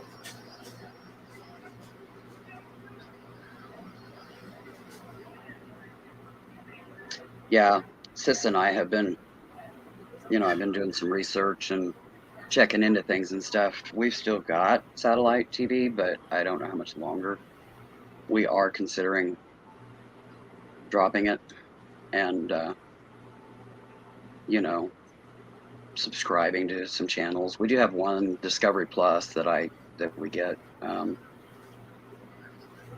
then of course we get Amazon Video because I've got Prime. But I've got Discovery Plus. I subbed for it for a year, so I've got that. yeah, pretty much sub-wise, Discovery Plus, Disney Plus, and there's another one that's a plus, would pretty much cover the shows we watch, the channels that we like. And it would be, the whole thing, even for no commercial. Stuff on CW that, if it comes out, say it comes out on Monday, you can watch it on Tuesday. Yeah. Which we have the DVR thing, we have Dish TV and a hopper with the DVR, and I usually end up recording because I can skip through the commercials instead of having to sit there and watch, just mute and wait on them. Yeah. I prefer rewatch. So it's usually at least a day, sometimes as much as a week or more before I get to watching it. It just depends that's on what I like about watching things like you said, the stuff on like the CW channel. Yeah. You can, it's like on demand. You can watch it later. You can't watch it, say, a month later, but you can watch it later. Yeah. And that's the thing for me. There's some shows that, like I'm in the mood for it in the winter, but not so much in the summer, but it comes out in the summer. So I save all the episodes and then watch it in the winter. And if I'm doing that from one of these streaming services, it's not still going to be on there. Right. So I would have to modify my thoughts on that to be able to watch it while it's available. But, I'm curious if you can get like a DVR and record some of that stuff yourself to watch later on a personal DVR. Like I said, I'm researching to see. I don't know. That's something you definitely have to research because I don't know about that. Well, that's what I'm saying. I'm doing research and we're discussing it, and I don't know if there's any way you can, put something on the cloud or. Yeah, I don't know. I know that when I had Oh heck. Thing is most series eventually comes out, 6 months later or whatever after the end of the season. You can buy it on DVD. With what we're paying every month for cable, the handful of shows that I watch on the regular that are serial shows, they have a series each year. I'm trying to think. I could There's buy those DVDs and be still way Sling. ahead That's money what it wise. was. Sling TV. When we had Sling TV, you could record and on it, and it stayed. Yeah. And you could watch it whenever.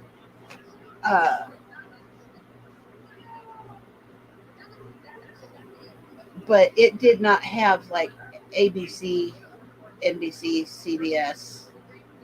Yeah, It your didn't main have networks. Thing It is didn't have. those are all online.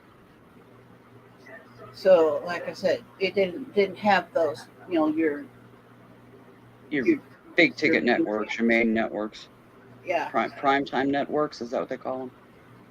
Yeah, it didn't have But your prime, your what I call your locals. It did, and yeah, it did not have. It doesn't have your local channels, yeah, but it covered pretty much all the other channels. Your TLC, uh, history, yeah. etc. HGTV, Discovery, Yep. Nat Geo Wild, blah blah blah. Yeah. Your uh, I don't know. I'm looking into it, BBC, and AMC, A&E, stuff like yeah, that. yeah. I don't know. I'm doing some research and looking into it, and Yeah. I mean, and for especially the if price, it inflation keeps wasn't going like it bad. is. It just, you know, Yeah. it had a Well, I'm lot of just channels, but it was also a lot of channels I didn't watch. And I'm like, okay, for the price, I'm not watching it. I'm spending more time watching Netflix and Prime and blah, blah, blah. yeah, I managed to snag Hulu back around the holiday season for 99 cents a month for a year. yeah. Yeah, it's got commercials. I don't care. So, I don't know. I'm looking into it, like I said, and especially if inflation keeps going like it is, we're gonna have to give up it's something, not and that would live. be it. It's not like I've got the Hulu Live and it's not Hulu without commercials or anything like that. To be honest, But I don't really need anything live, even like the awards shows or anything like that, which the only ones of those I watch the country ones. They don't have to be live. I'm perfectly fine with a rewatch. In fact, I usually record it and rewatch it and fast forward through all the stupid commercials. Um, it doesn't have to be live, but I'm not really big on live TV anyways. Um, but like I said, I'm doing some research and seeing, um, what's going to work with this TV. What would it cost to get a full? Because the TV we have is partially smart, but it's not a full smart TV. Um, well, that's where I said with that TV, you get a Roku device and attach to it. yeah, I'm looking at that. This TV's getting up there in years. So, we have been talking about saving to replace it. But till we can do that, especially with the current state of things, financially with inflation and everything, what can we do with this one that will give us what we like to watch without, being, deprived of our favorites kind of thing. Some stuff, take it or leave it, but we've both got, at least a handful of shows that or stations that we watch on the regular. And it's making sure we have access to those things that we like from there. Um, random movies, that kind of thing. I've got shelves of movies, and I've got a wish list that I try to, tick off things on it as I can, catch a deal or whatever. Um, so it's just, like I said, it's just figuring it out and seeing what would work for us and if it would work. And, you know, if it will, then yeah, we're going to drop Dish. So,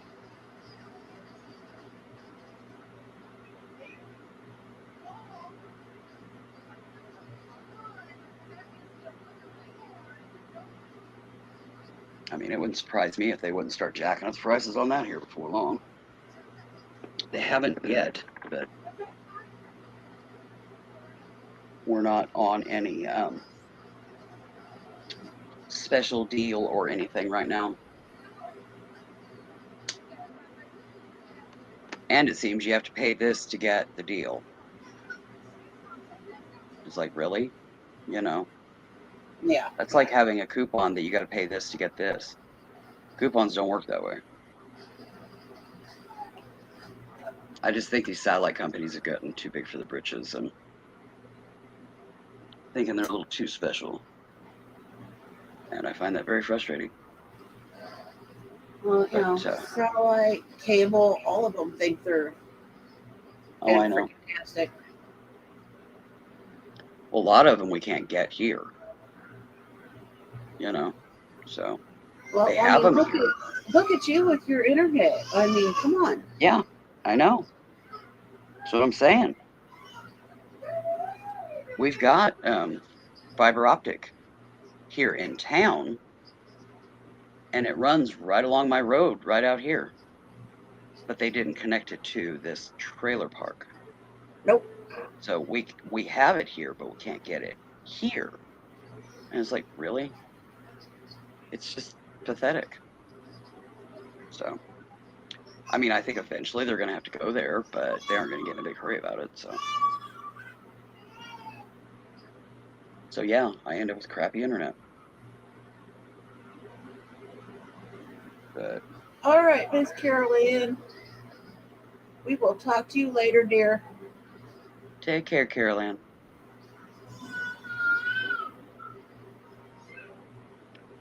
But I'll figure it out one way or the other, and it could be that financially wise, there won't be a decision to make. It's just a have to, you know. Yep. And I mean, you know, that if that's was the with case, us. that's the case. I'll It just, was a financial decision.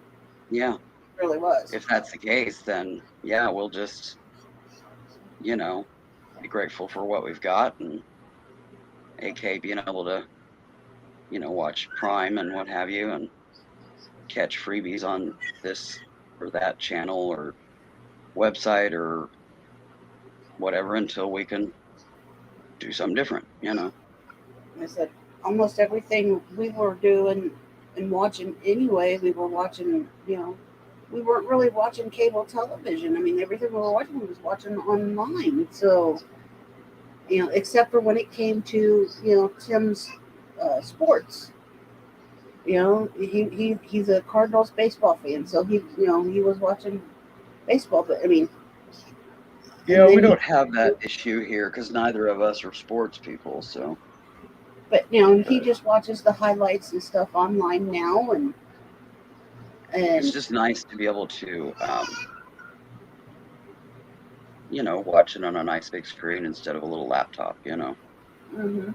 And we, thus far, feel that even with the price we're paying versus going to the theater or buying all these DVDs or whatever to get, that we're still, you know, getting our money's worth out of it. Yeah. Because we, you know, we do sit down and watch certain things, you know. So Yeah, you sit down in the evenings or on the weekends or whatever, sometimes during the day or whatever, and enjoy a program together. yeah. And myself, I mean, yeah, if I'm not on here doing stuff, oftentimes I'm binge watching a season of this, that, or the other that I've banked up on the DVR and need to get it off there. So I'll sit there and watch every episode just back to back over, you know, day, 2 days, depending on how big of a season, you know. Right. You know, because like PBS stuff is usually no more than like 4 to 6 episodes a season. You know, I can sit here and watch that in an afternoon before dinner, you know.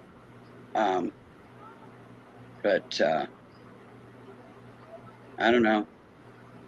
It's just something that I've definitely been considering heavily, and Sis is pretty much good with whatever way I go because she knows I'm going to do my research and, you know, keep her in the loop on it basically.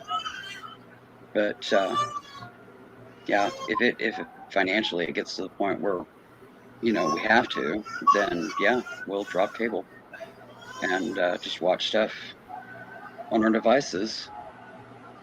I mean, there's some YouTube stuff that we can watch on the TV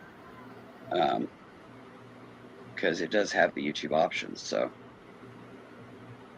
but I need to pull up the menu thing on the TV itself without the hopper on and see what all's on there because I honestly don't even remember. And I looked a few months ago, but I still don't remember. I need to refresh my memory. And I'll do that before I dive back into the research. But yeah, if we have to give something up, it'll be cable. Because I mean, my internet's only $5, so.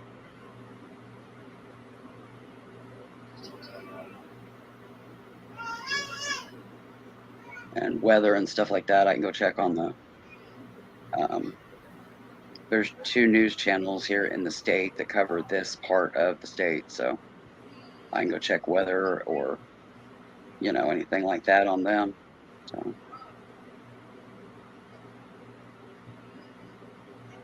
I usually end up having to anyways if it's storming because the satellite goes out and you can't check your weather on the the TV if the satellite's out because the app ain't gonna work either.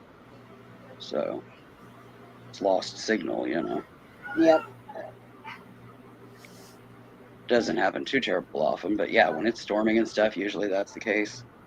And I end up looking online at the radars and stuff, usually on one channel, but if that one's funking out, I can go to the other. I just prefer one over the other, which, most people do. But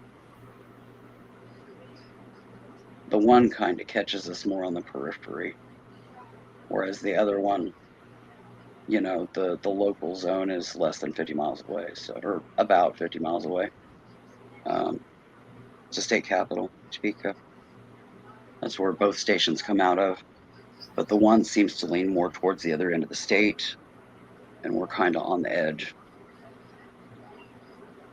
So sometimes, depending on what direction storms are coming in, you can't like pan back and see, hours out, what it's looking like to kind of get a feel for what's coming Yeah. because they don't cover that area,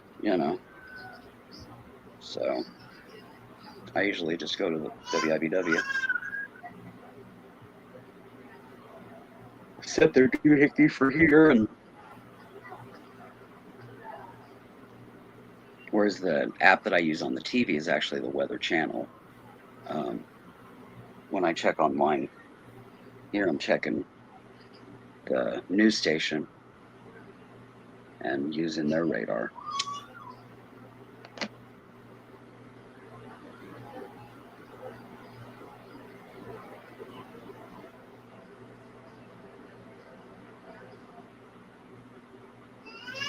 It's funny there, with Dish, you get what's known as Discapes, which are basically, screensavers, moving, active little screensaver doohickeys. I don't know what you call them. But I really enjoy those. But there, for a couple of months, we thought that they had pulled the gallery. And they'd actually just changed the channel that it's on. And in a newsletter I got, it said where it was. Apparently they'd been getting calls. We weren't the only ones that didn't know what happened. And so in the newsletter, they said this is where the gallery's at now. Apparently they didn't think to put that in anything before. I don't know. But it's still there. They just moved it. I'd prefer, like getting something in the mail that I could look at and see, they've done this. The email newsletters and stuff like that, they kind of put me to sleep. Yeah. But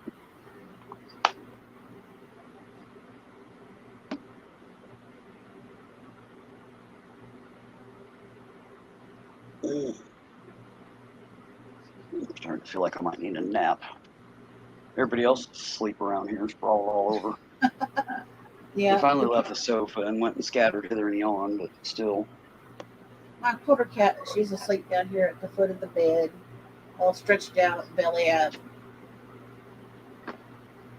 The only one I see is Esme, and she's in Jennifer's chair. And I have no idea where everybody else went.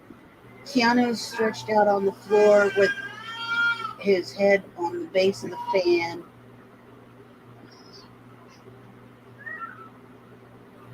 He heard me talk about him. He moved a little bit, but he's still. Yeah, Esme's the only one I see, so the others are probably either on my bed or Sis's bed, either one, or just sprawled on the floor somewhere. Who knows? But yeah, they're probably up on the beds.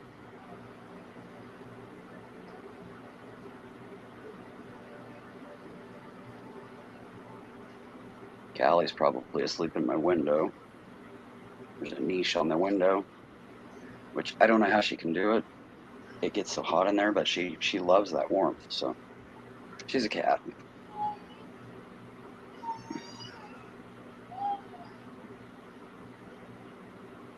Yep, been there, done that too, Lisa. Call until you're thinking about canceling. Can't really afford it, and they will lower the price. Yeah, and I've thought about trying that too. We have Dish. We used to have DirecTV, but there was this huge monster dispute going on about the local channels and some other channels, and they weren't wanting to negotiate, and it was literally down to the wire. And yeah, I wasn't dealing with that, and they were fixing to jack the prices, and yeah, I was out. We canceled. And no, we're not under contract. We've already fulfilled the contract a couple of years ago. We're just month to month now, so. And the only reason I hesitate to call and get a cheaper price is because if you call and get a cheaper price, they're going to put you back under contract. And I don't want to be under contract with the current state of things, because if it gets worse and we would need to cancel, then we would get penalized. They'd stick us in the ass, and that is what I'm avoiding. Because I've seen some pretty nasty, fulfill contract fees that they stick you, where they're trying to plug you for $1,000 or more.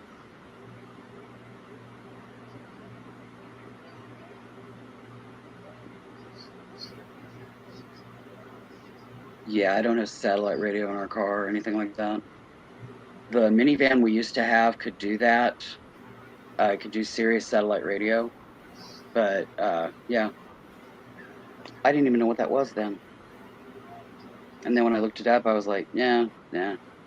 Because it had a CD player still in it. It was a car that still had a CD player in it. And yeah. And I could get the radio changed out and have an MP3 or a USB port added to play MP3s or play music off my phone, or that kind of stuff. And I was going to do that. I was going to change the radio out, but the transmission blew before that ever happened, so it became a non-issue. But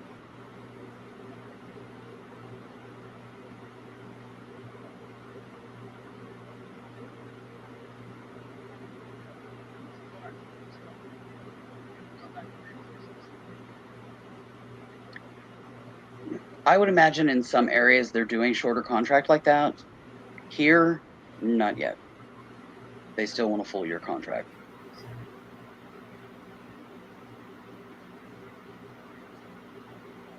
They tend to do that. For whatever reason, this area doesn't get a lot of the deals that other areas will get. I don't know how many times, something, whatever it was, would come along and, oh, do this, call here and do this. And yeah, they're not like that here. They don't do it here. So I don't know. I'd just be on there going, oh, and you're not sticking me with another contract, right?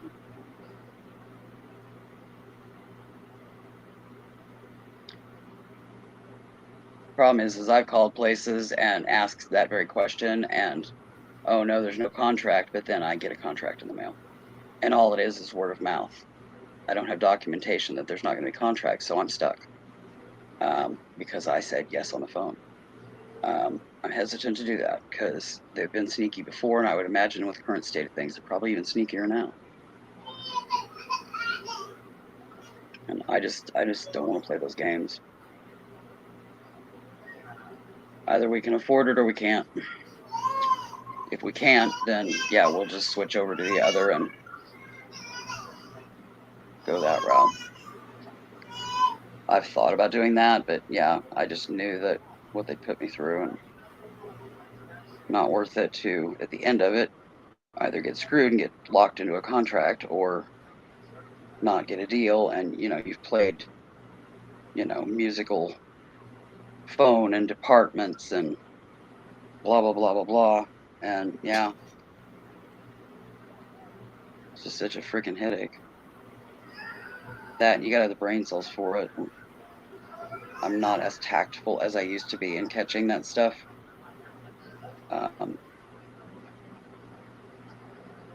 So I'm a little more hesitant to try to navigate that.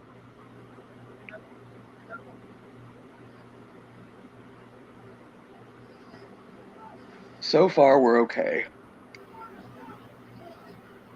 So this got a $2 an hour raise that started the first of the month, and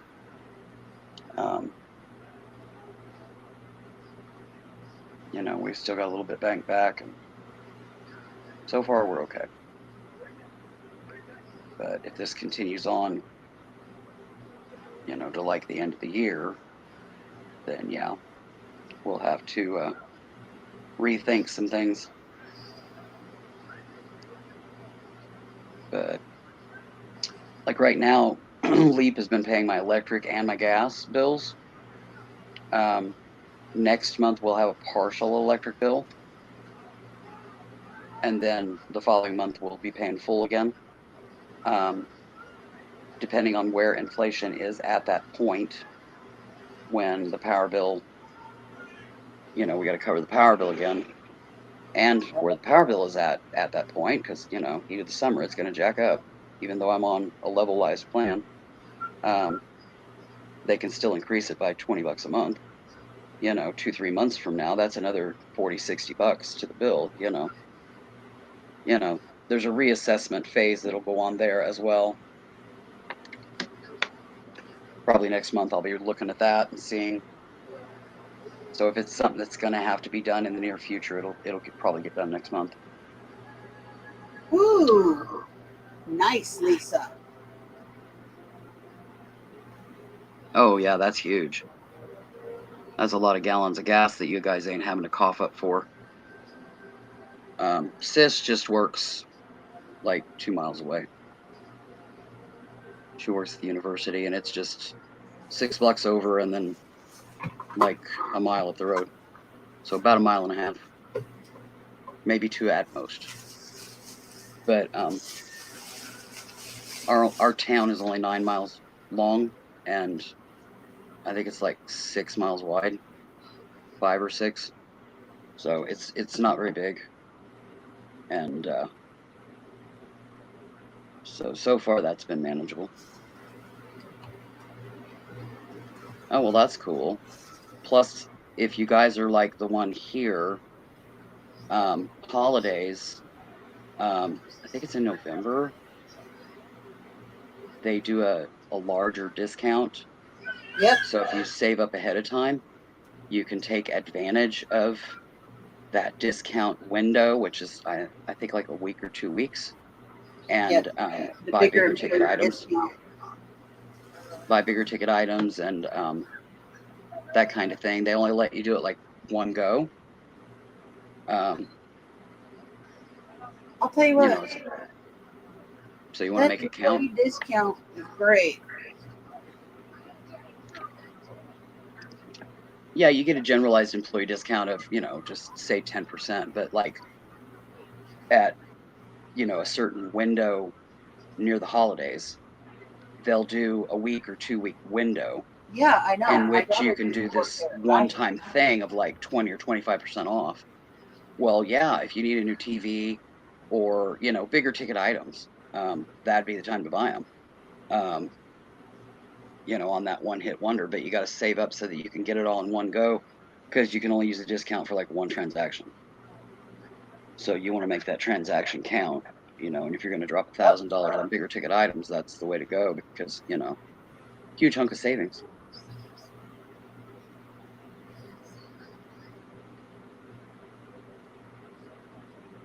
I'm just pointing it out in case she's not been made aware of that and she doesn't find out until like a month before. That way, you know, if something like that is in her sights for later in the year, she could plan on it.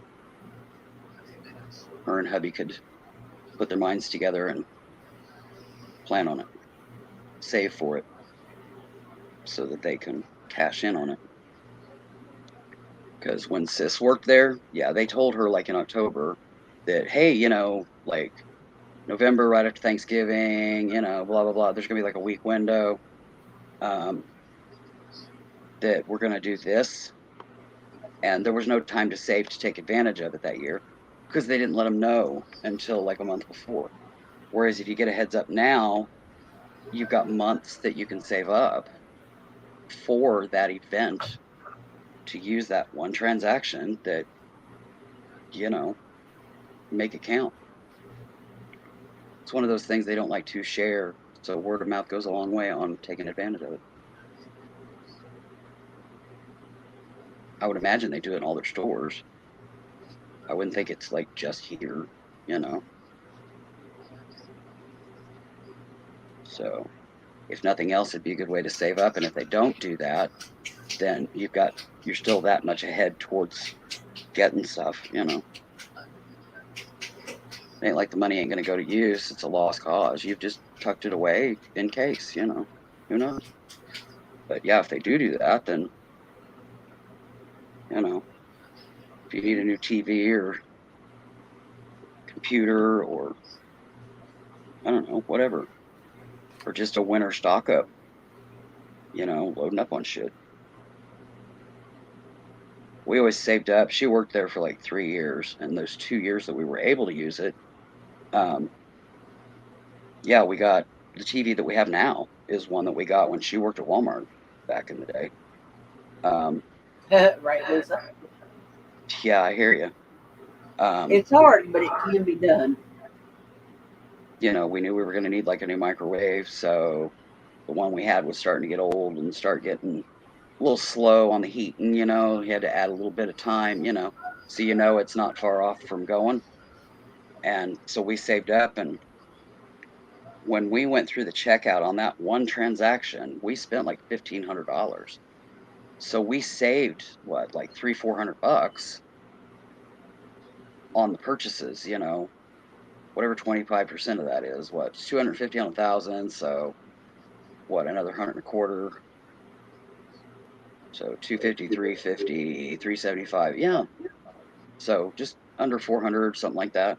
It seems like maybe it was a little more because it was like $410 or something that we saved on just a handful of bigger ticket items that we needed. And we just saved up all those months. All of us were putting money in the pot to get, you know, all these things checked off our list. And yeah, we ended up getting the TV and a microwave, and I don't know, I think there's a couple bookshelves we needed, and I don't know, it was just a bunch of stuff. And then we just groceries. We went when we went for our monthly grocery run and bought all that stuff, and it was on the same ticket. So we saved a chunk on that as well, plus the bigger ticket items that we had been saving up on. So yeah, we cashed in on that one transaction. That cashier, man, she was giving us the evil eye. She's like, "You kidding me?" And I was like, "I can't help it if it took 4 carts to get it up here." You know? But it all went on one transaction, and we got the discount. So, but yeah, that chick was giving us the eye. I don't know why. I mean, what difference is it whether you have a small transaction or you have a big transaction? You're still standing there, boop, boop, boop, regardless. You know, it's like, really?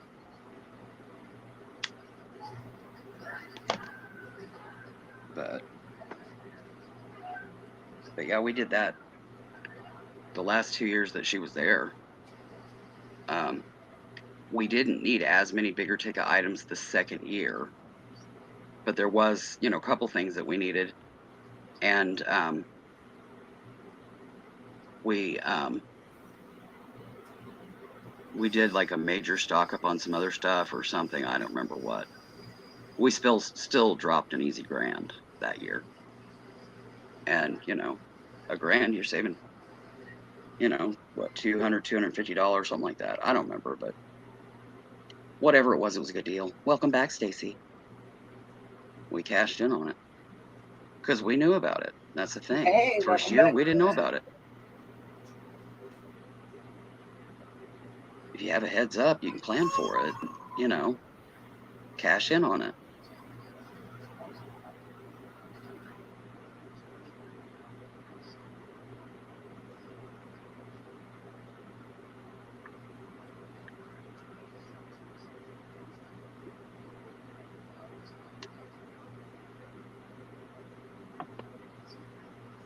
Yeah, it wouldn't hurt, Lisa. I mean, if that is the case, then just have him ask a couple of his employees around him that, have been there a few years. Do they do this? I heard that they do this, around the holidays. Do they do this here? And, don't ask, like management or something like that, because Yeah, it's at Christmas time. They give out if, the extra. yeah, they bump the discount. They bump the discount, and it's on a special week or day or something like that. I don't No, I remember think it's a exactly. week. It's like a week window. They don't want to do it all in a day because they'd get inundated and, Well, yeah, you know everybody what I take mean. that day off to go do that, But Well, yeah, that's good. The store here, the right hand never knew what the left hand was doing. And you were better off to just ask one of the employees that had been there a few years than it was to ask anybody in a management or supervisory position because they'd feed you a line of crap. Thinking that it was going to get favor with upper management from them, It was always a political move. But yeah, you just, you ask another, floor person that has been there a few years and, oh yeah, they do that every year. Then you're like, okay, yeah, okay, we need to plan and we need to save and how much can we put back and, to take advantage of it.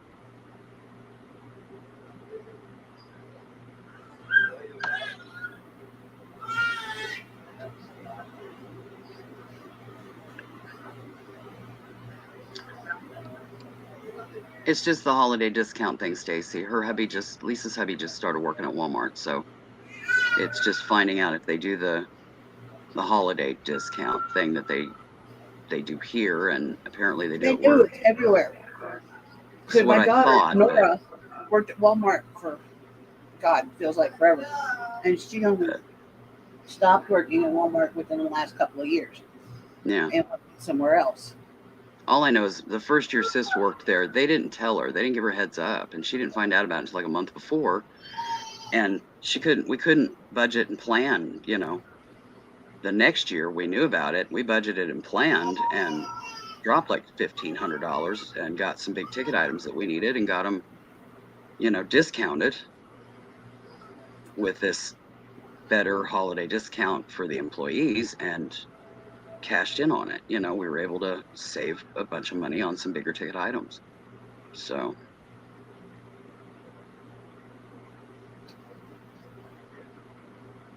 who knows, but even if there's a chance, it's worth trying to plan for it just in case. If it doesn't pan out and what have you, then you've just got a bit tucked away that you can still invest and at least get, maybe one big ticket item instead of two or something like that you wouldn't have been able to get before, I don't know. The money isn't going to disappear. It's still yours. It'll just be, switched up a bit how you use it. But if they are going to do that and you do need things like that, exactly. 25% is big. I'm not sure if it's 25 or 20, but still, it was still a good hunk of money off of You know, it's not like 25 cents off a dollar item. We're talking, you know, 25% off of a big ticket item. That's a lot of money, especially now. So if you are able to save and take advantage of it, then yeah. I mean, like I said, we budgeted and planned it to where when we used it, we also did our monthly stock up. And so, yeah, it was like 4 carts full of shit. And a couple things they had to wheel up on one of those teeter-totter doohickeys, you know, like the TV and stuff. So, Right? yeah, it was a crap ton of stuff. And every bit of it was discounted because it was all done in that transaction, you know. So it saved us on our monthly budget, and it also saved us on the big ticket items. So it's just something to check into, and even if there's a possibility, you know, plan on it. And if it doesn't pan out, you know, if they've jerked it out from under them for whatever reason, then you've got that saved. You can still, you know, get part of the stuff that you were planning on. Might not be discounted, but, you know, the money's there. It wasn't there before. You know, it's a win-win either way, but it's a bigger win if they do it. So, but yeah, we would have done that the first year if we had known, because she started, you know, like early spring. But yeah, she didn't find out about it until like October, and they were, you know, doing it in like November, December, somewhere in there.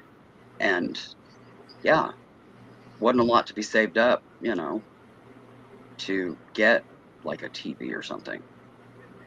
We used it, you know, like just a regular monthly grocery run. You know, we did use it, but not the way we'd have liked to had we known ahead of time to be able to save up. I'm frugal. Somebody throws an offer like that at me, yeah, I'm going to plan. You know, I'm going to save, I'm going to plan, and yeah, that list is going to be a long one, because, you know, why not?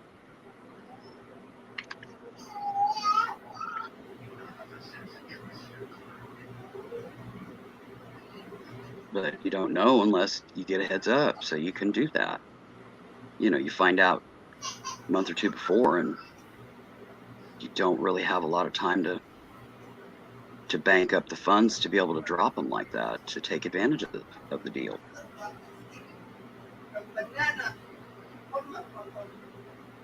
And she gets her time in at the college, she's probably going to go back to Walmart.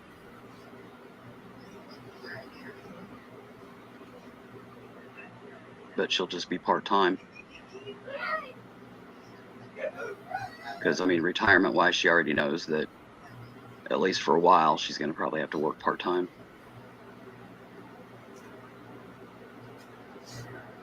Because there's going to be a stopgap between when her state insurance starts and her Social Security starts, and then even then, she wants to at least work part-time.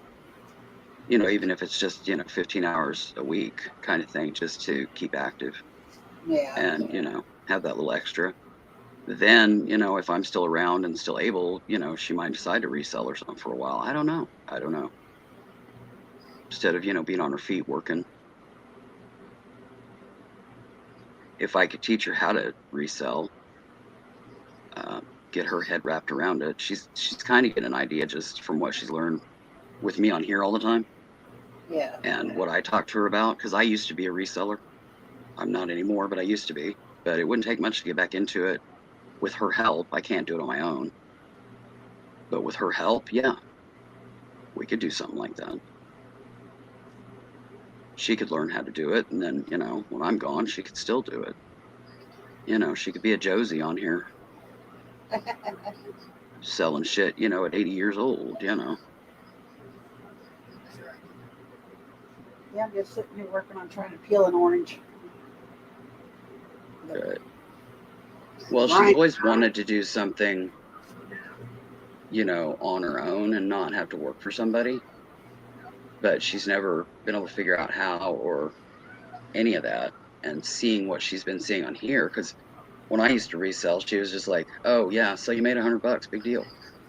You know, I sat on my ass and played games and got a salary, you know. Okay, you know, goody for you. You know, my life didn't go that way.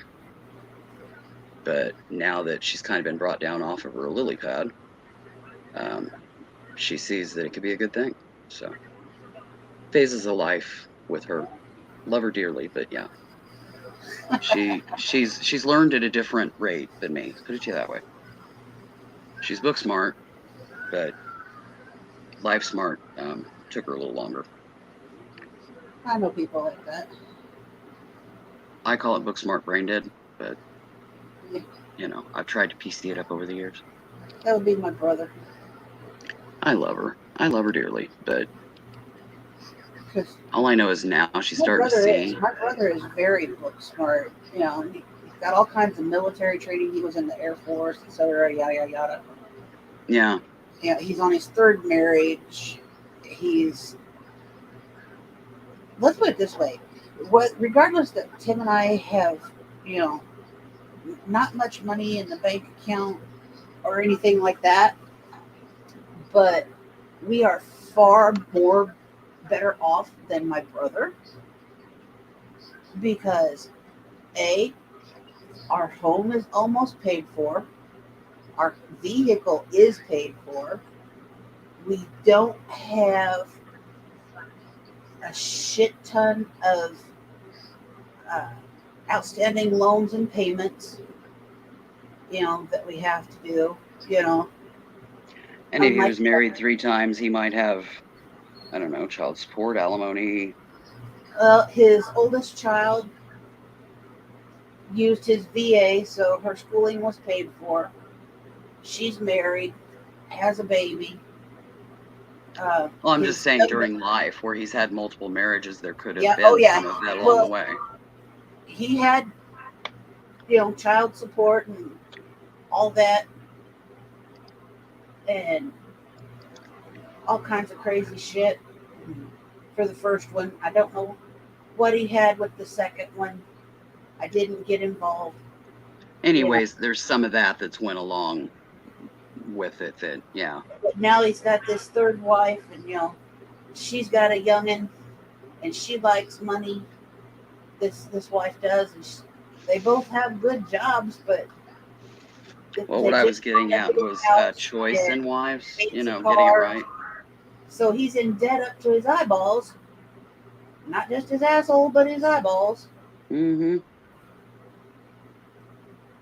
Exactly. You know, and he's about 3.5, almost 4 years younger than I am.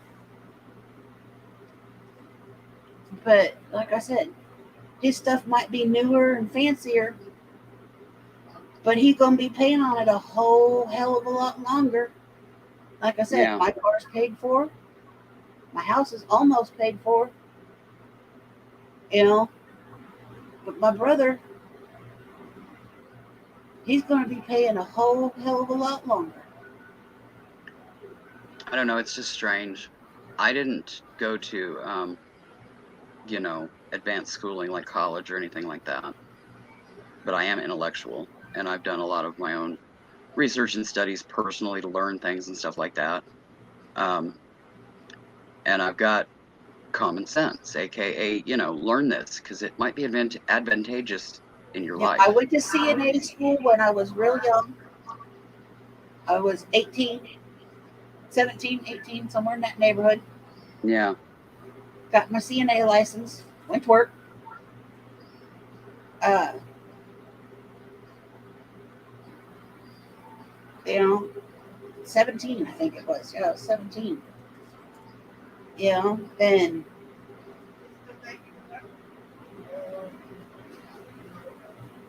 and then, you know, later on in life, matter of fact, it was like 10, you know, it was 11, 12 years ago. I went to cosmetology school, got my cosmetology license. So, you know, hey. Well, what I was getting at was she's educated, but common sense was a little slower to come for her, and she's still challenged with some things. Whereas with me, I wasn't educated, but I got common sense for days. And that common sense told me, you know, learn construction, learn, this, that, and the other, because it's going to serve you well in life. And, so I'm educated, but I'm not formally educated. Right. That way. I'm common sense educated.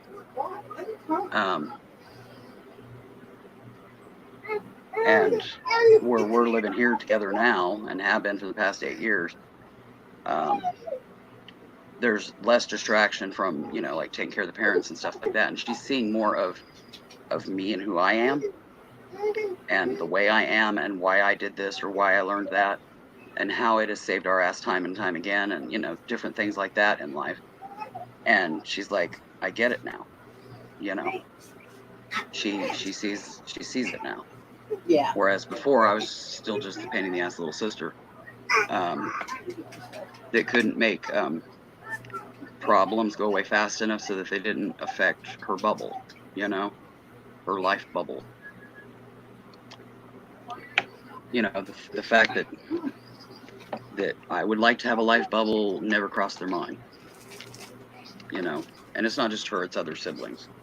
I'm just supposed to make problems go away so they don't affect their bubble.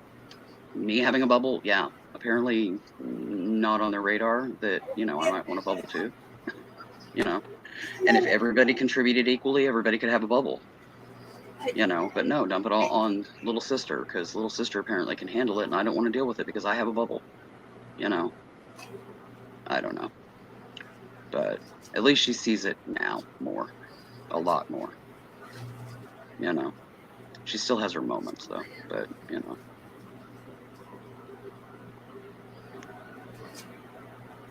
for the most part, she gets it. And if she has her moments, I promptly straighten her out and remind her, hey, I don't know if it's banana or cookies, but either way, gross.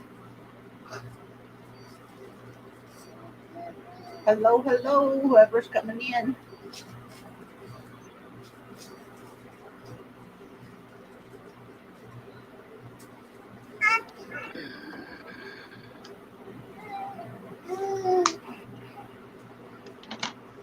But yeah, I had a bubble briefly, just a few years I was married, but yeah, I popped that bubble with a dagger because I wanted out. That was the bubble that was not the bubble I picked. That was not the bubble. So, yeah. That bubble got kicked to the curb and sent to Missouri. So, and apparently he's happily married and has been and happy, all power to him. But yeah, didn't want him in my bubble anymore. I've been divorced now for, let's see, I got divorced in 1993, so 29 years. Almost 30 years. So,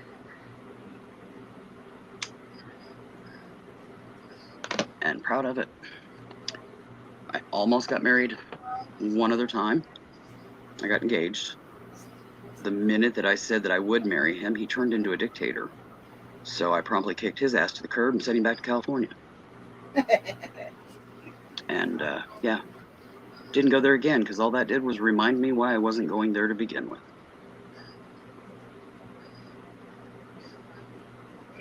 If people find the right person and they have a wonderful marriage, that is awesome.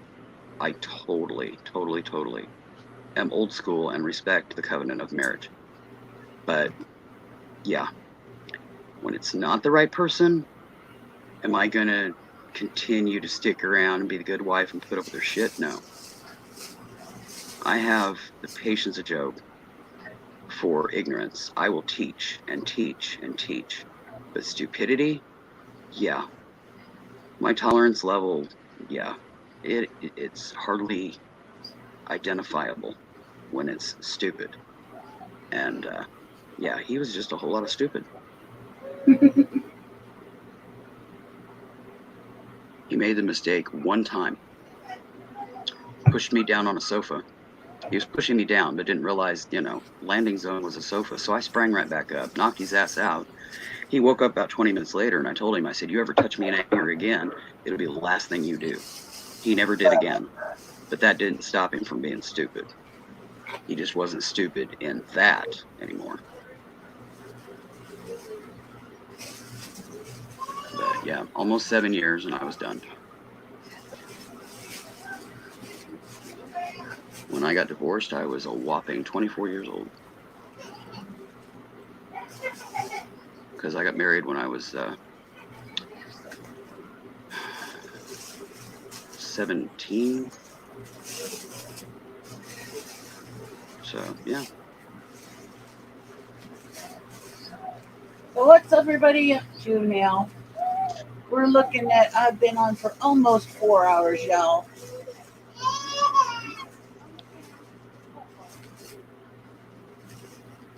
And at that 4 hour mark, I'm calling her dead.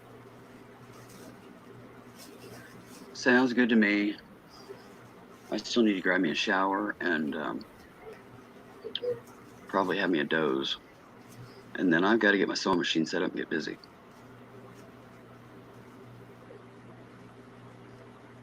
Because I got work to do.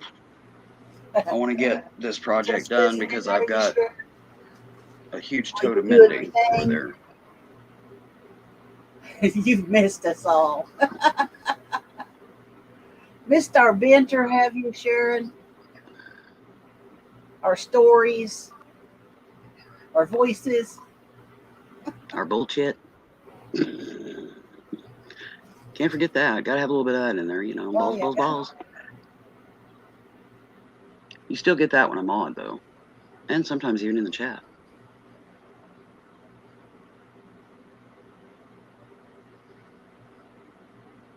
Well, glad to hear that, Stacy. Congratulations, Stacy. I've been with Tim since 1986, so that's what, 34 years? Mm-hmm. Yeah, they were high school sweethearts. They were middle school sweethearts. You know, They was from, no, high school, whatever, still.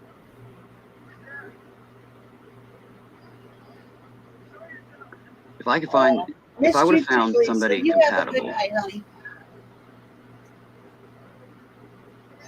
If I had found somebody that yes, fit, and yes, says Sharon. I mean, my intention was, you know, early on in life that, you know, when I found somebody it was going to be forever. Yeah, that didn't work out. Almost gave it another go. Glad I didn't. Glad I had, you know, the kahoonies to kick his to the curb. Because, yeah, I wasn't living with that. Trying to dictate to an alpha female does not ever go well. And his little omega self did not apparently learn that lesson in life. And yeah, he did real quick then. You know, he was one of those that he thought that if he left his socks in my dresser drawer when he came to visit and spend a week, that it meant forever. No, I packed them fuckers up, mailed them to him. You know, I could have just thrown them out, but I wanted to make a point. And I thought, shipping his socks back, since he put them there for a very specific reason, would get the point across. And apparently it did. Yeah. So, yeah, I did. I boxed them up, shipped them back. But, yeah, if I would have found somebody that was compatible, you know, or at least, you know, respected who I was, you know, and what I was and what I am, you know, it would have been great. But yeah, that never happened for me. And that's okay. It's not the end of the earth. I'm fine. I don't have to have a man around. I've never had to have a man around. You know, I briefly, when, you know, divorce came, you know, I briefly had that little moment of panic, like, oh my God, I'm going to be alone. And then I was like, yeah, so big deal. You know, it didn't last long. Well, you know, while you've never, you know, you've not, well, not say never, but while you've not had a male companion in all these years, you've technically not been alone. You've always had somebody around you. Yeah, family or family or something. Yeah. Yeah. But it's still, you know what I'm saying, though. Yeah. It You've don't not had matter who. panic It don't matter strike. who you're around. When you go to bed at night, you're alone. Yep. You know, kind of thing. I'm gonna tell you But right now. Sometimes here of late, I oh keep yeah, thinking I'd about be all them about separate twin beds beds. at this point in my life with my pain levels and stuff. Frick no. Yeah, it would have been twin beds, I probably was separate watching. bedrooms. I was scrolling through Facebook Marketplace here the other night, and I was looking at local yard sales, and I seen a hospital bed that was for sale in a yard sale, and I was like, oh, if only I had the money Yeah. and could get out and go get that some bitch, it'd be mine. Mm-hmm. Well, And that's this the whole thing, bedroom Stacy. needs a redo. You've both got to be able to bend to adapt. It's when one tries to break the other that it starts coming apart, whether it's physically, mentally, emotionally, spiritually, it don't matter. Whatever it is. And unfortunately, my ex-husband wanted to break me spiritually. You can splatter my sex life on a billboard on the highway. I don't care. But me and my soul are my own, and nobody gets them but me and my creator. So the angle that he went for was the wrong one. The others, limited tolerance. That, zero tolerance. You know, my spiritual path is my own, and nobody is going to change that. That is the most individual thing about you. That goes far beyond this life. And he wanted to break that, not bend it, but break it. No. Uh-uh. So I went my way, sent him his, and you know, I hope he's happy. But it wasn't going to be with me.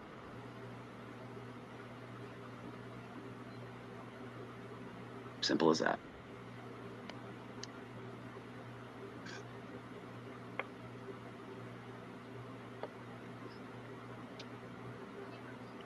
No way, no how is anybody changing that. I mean, I don't know what y'all believe in. I believe in multiple lives. I have lived a buttload of them because I have researched them. I went to the Hall of Records across the Veil and I have studied.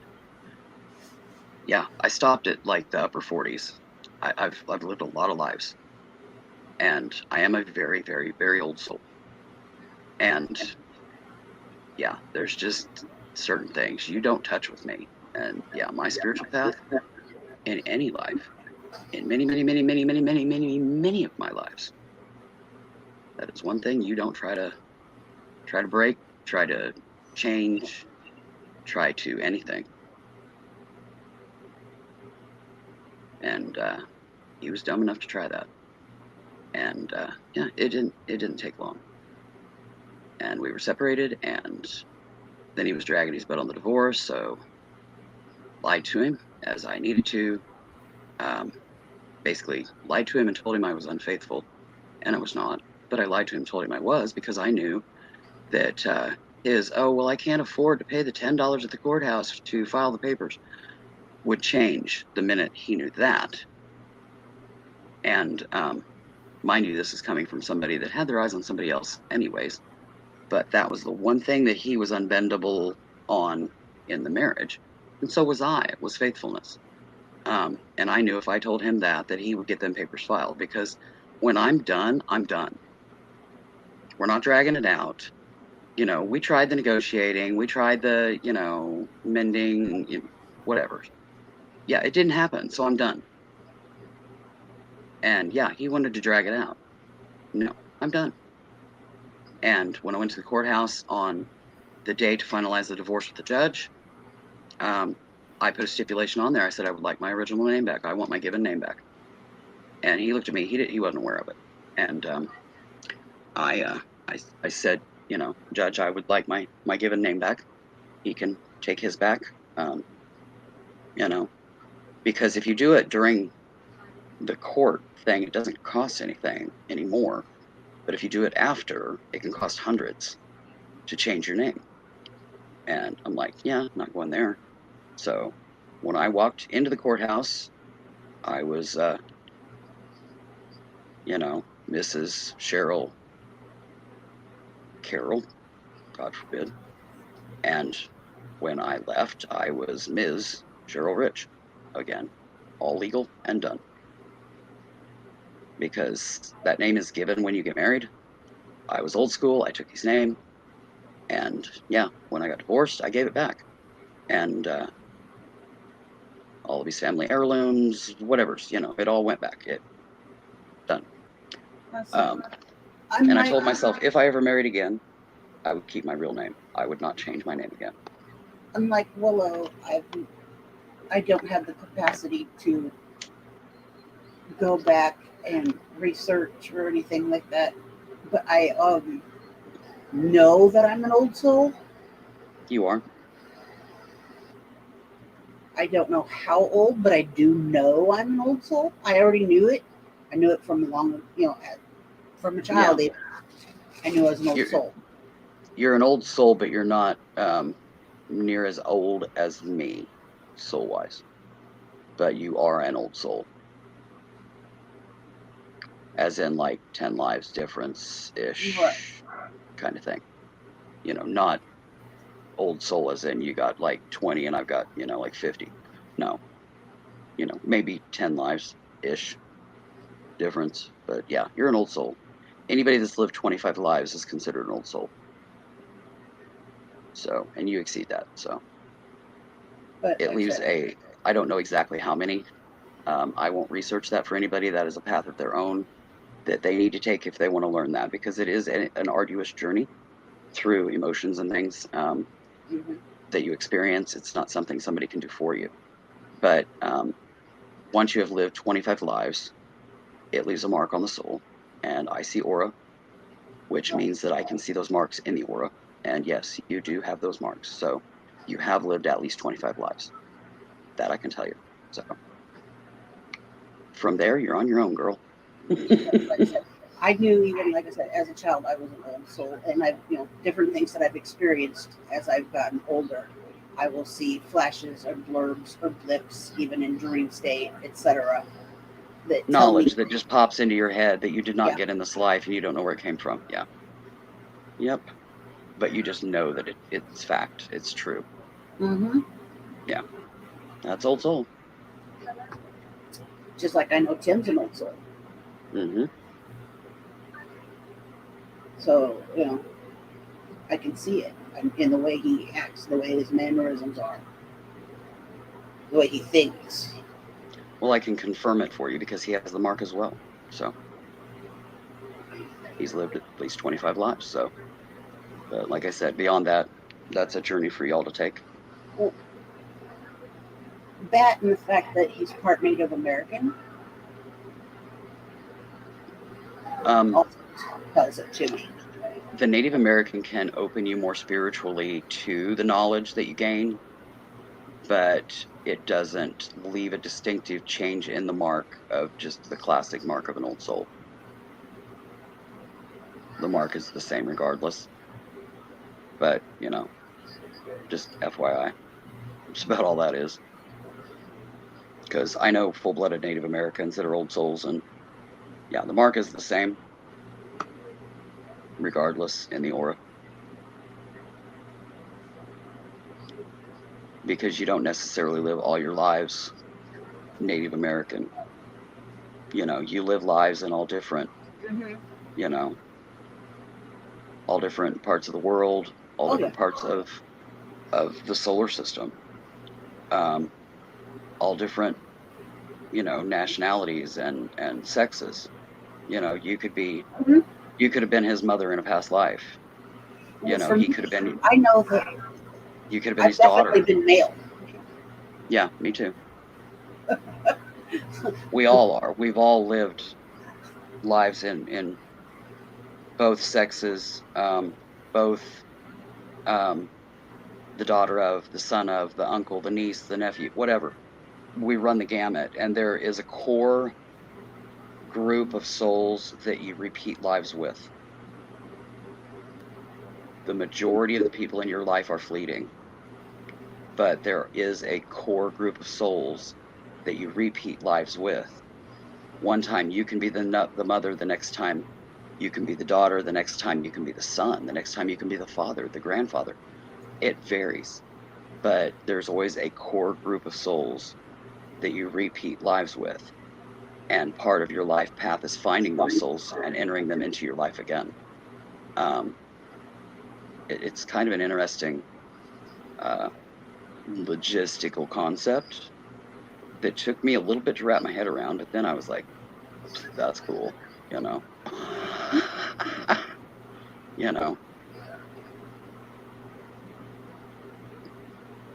That's knowledge that I learned when I was a fair bit younger and more naive and stuff, so I still had some of the basics to wrap my head around, and that wrapped my head around it and then some.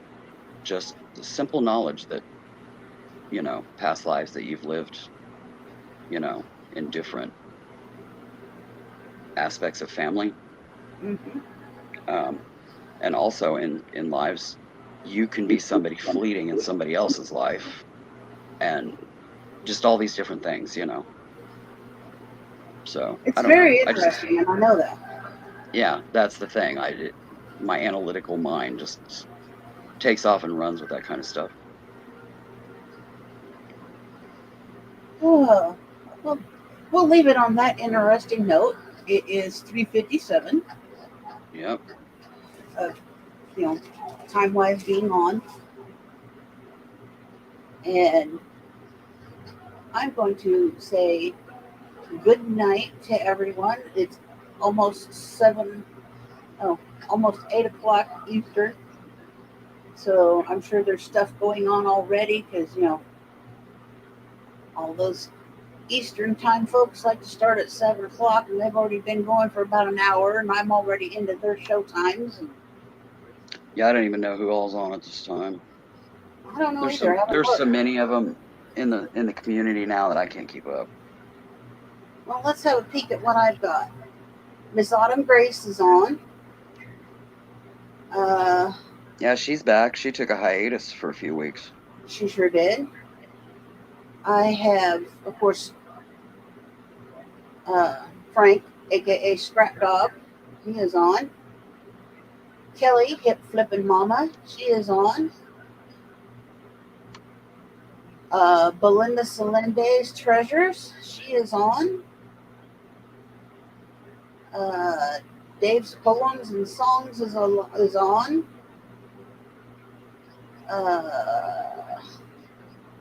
There's a bunch of them.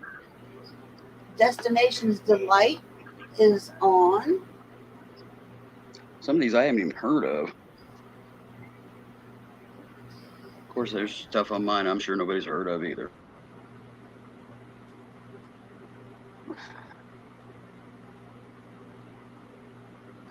Let's see.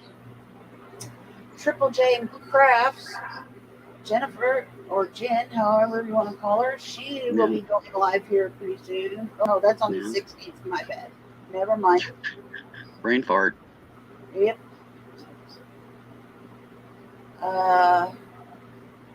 Miranda, the Rehomer, she'll be going live at 7:30 Central.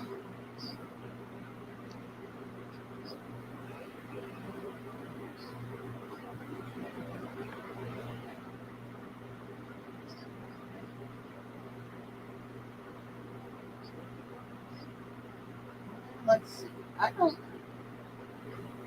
Other than that, I do not have anybody else on my list. What about you, Willow? Oh. Well, let me try to open it here and see if I can have a looky-loo without getting booted.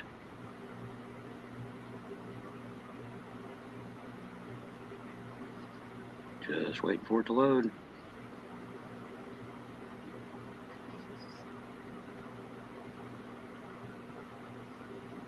Let's see. Yeah, there you are. I too have Autumn Grace, Adventures with the Hudsons, which is an older couple that's tied to the What the Hales and what have yous. Jenneads is on, Jenneads. She's on live. Beth Schuler. She's a crafter. It looks like she's having a crafty hangout. Hip Flippin' Mama, of course. Oh, looky there. Ma's Place is live. Who knew? Belinda. And that's the only ones I got right now. Did you show anybody coming up later today? Tonight? Haven't gotten down that far yet.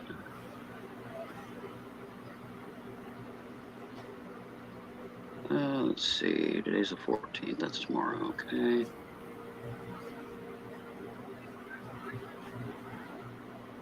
Nope. All the others are 15th and 16th on here, so I'm not showing anybody. Yeah, I said I only had a couple for later. Yeah, I don't have any for later tonight. I've got some for the next couple of days, but nothing for tonight. And then, of course, there's still people that just randomly do a pop-up, like Brandon at 1 in the morning. Or just a hangout, like Leon.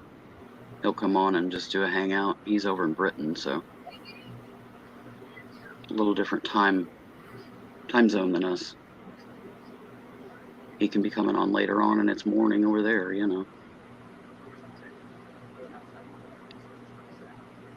But, So, yep. Well, there we go, everybody. Well, good night, Miss Stacy. Good night, Sharon. You're welcome. Hello and good night, Miss Beverly. I will try to pop around and see who's what. I'm probably just done with YouTube for the night, y'all. And I will catch you around in the chats. yeah, me too. I need to close the internet and set up my sewing machine and get busy on Mr. Jim's project, because only a few days left. And get me a shower, because, yeah, I'm sitting here like, phew. So, Smell you later. all this sweating I've been doing. All right. Y'all have a great night. Big red button time, y'all.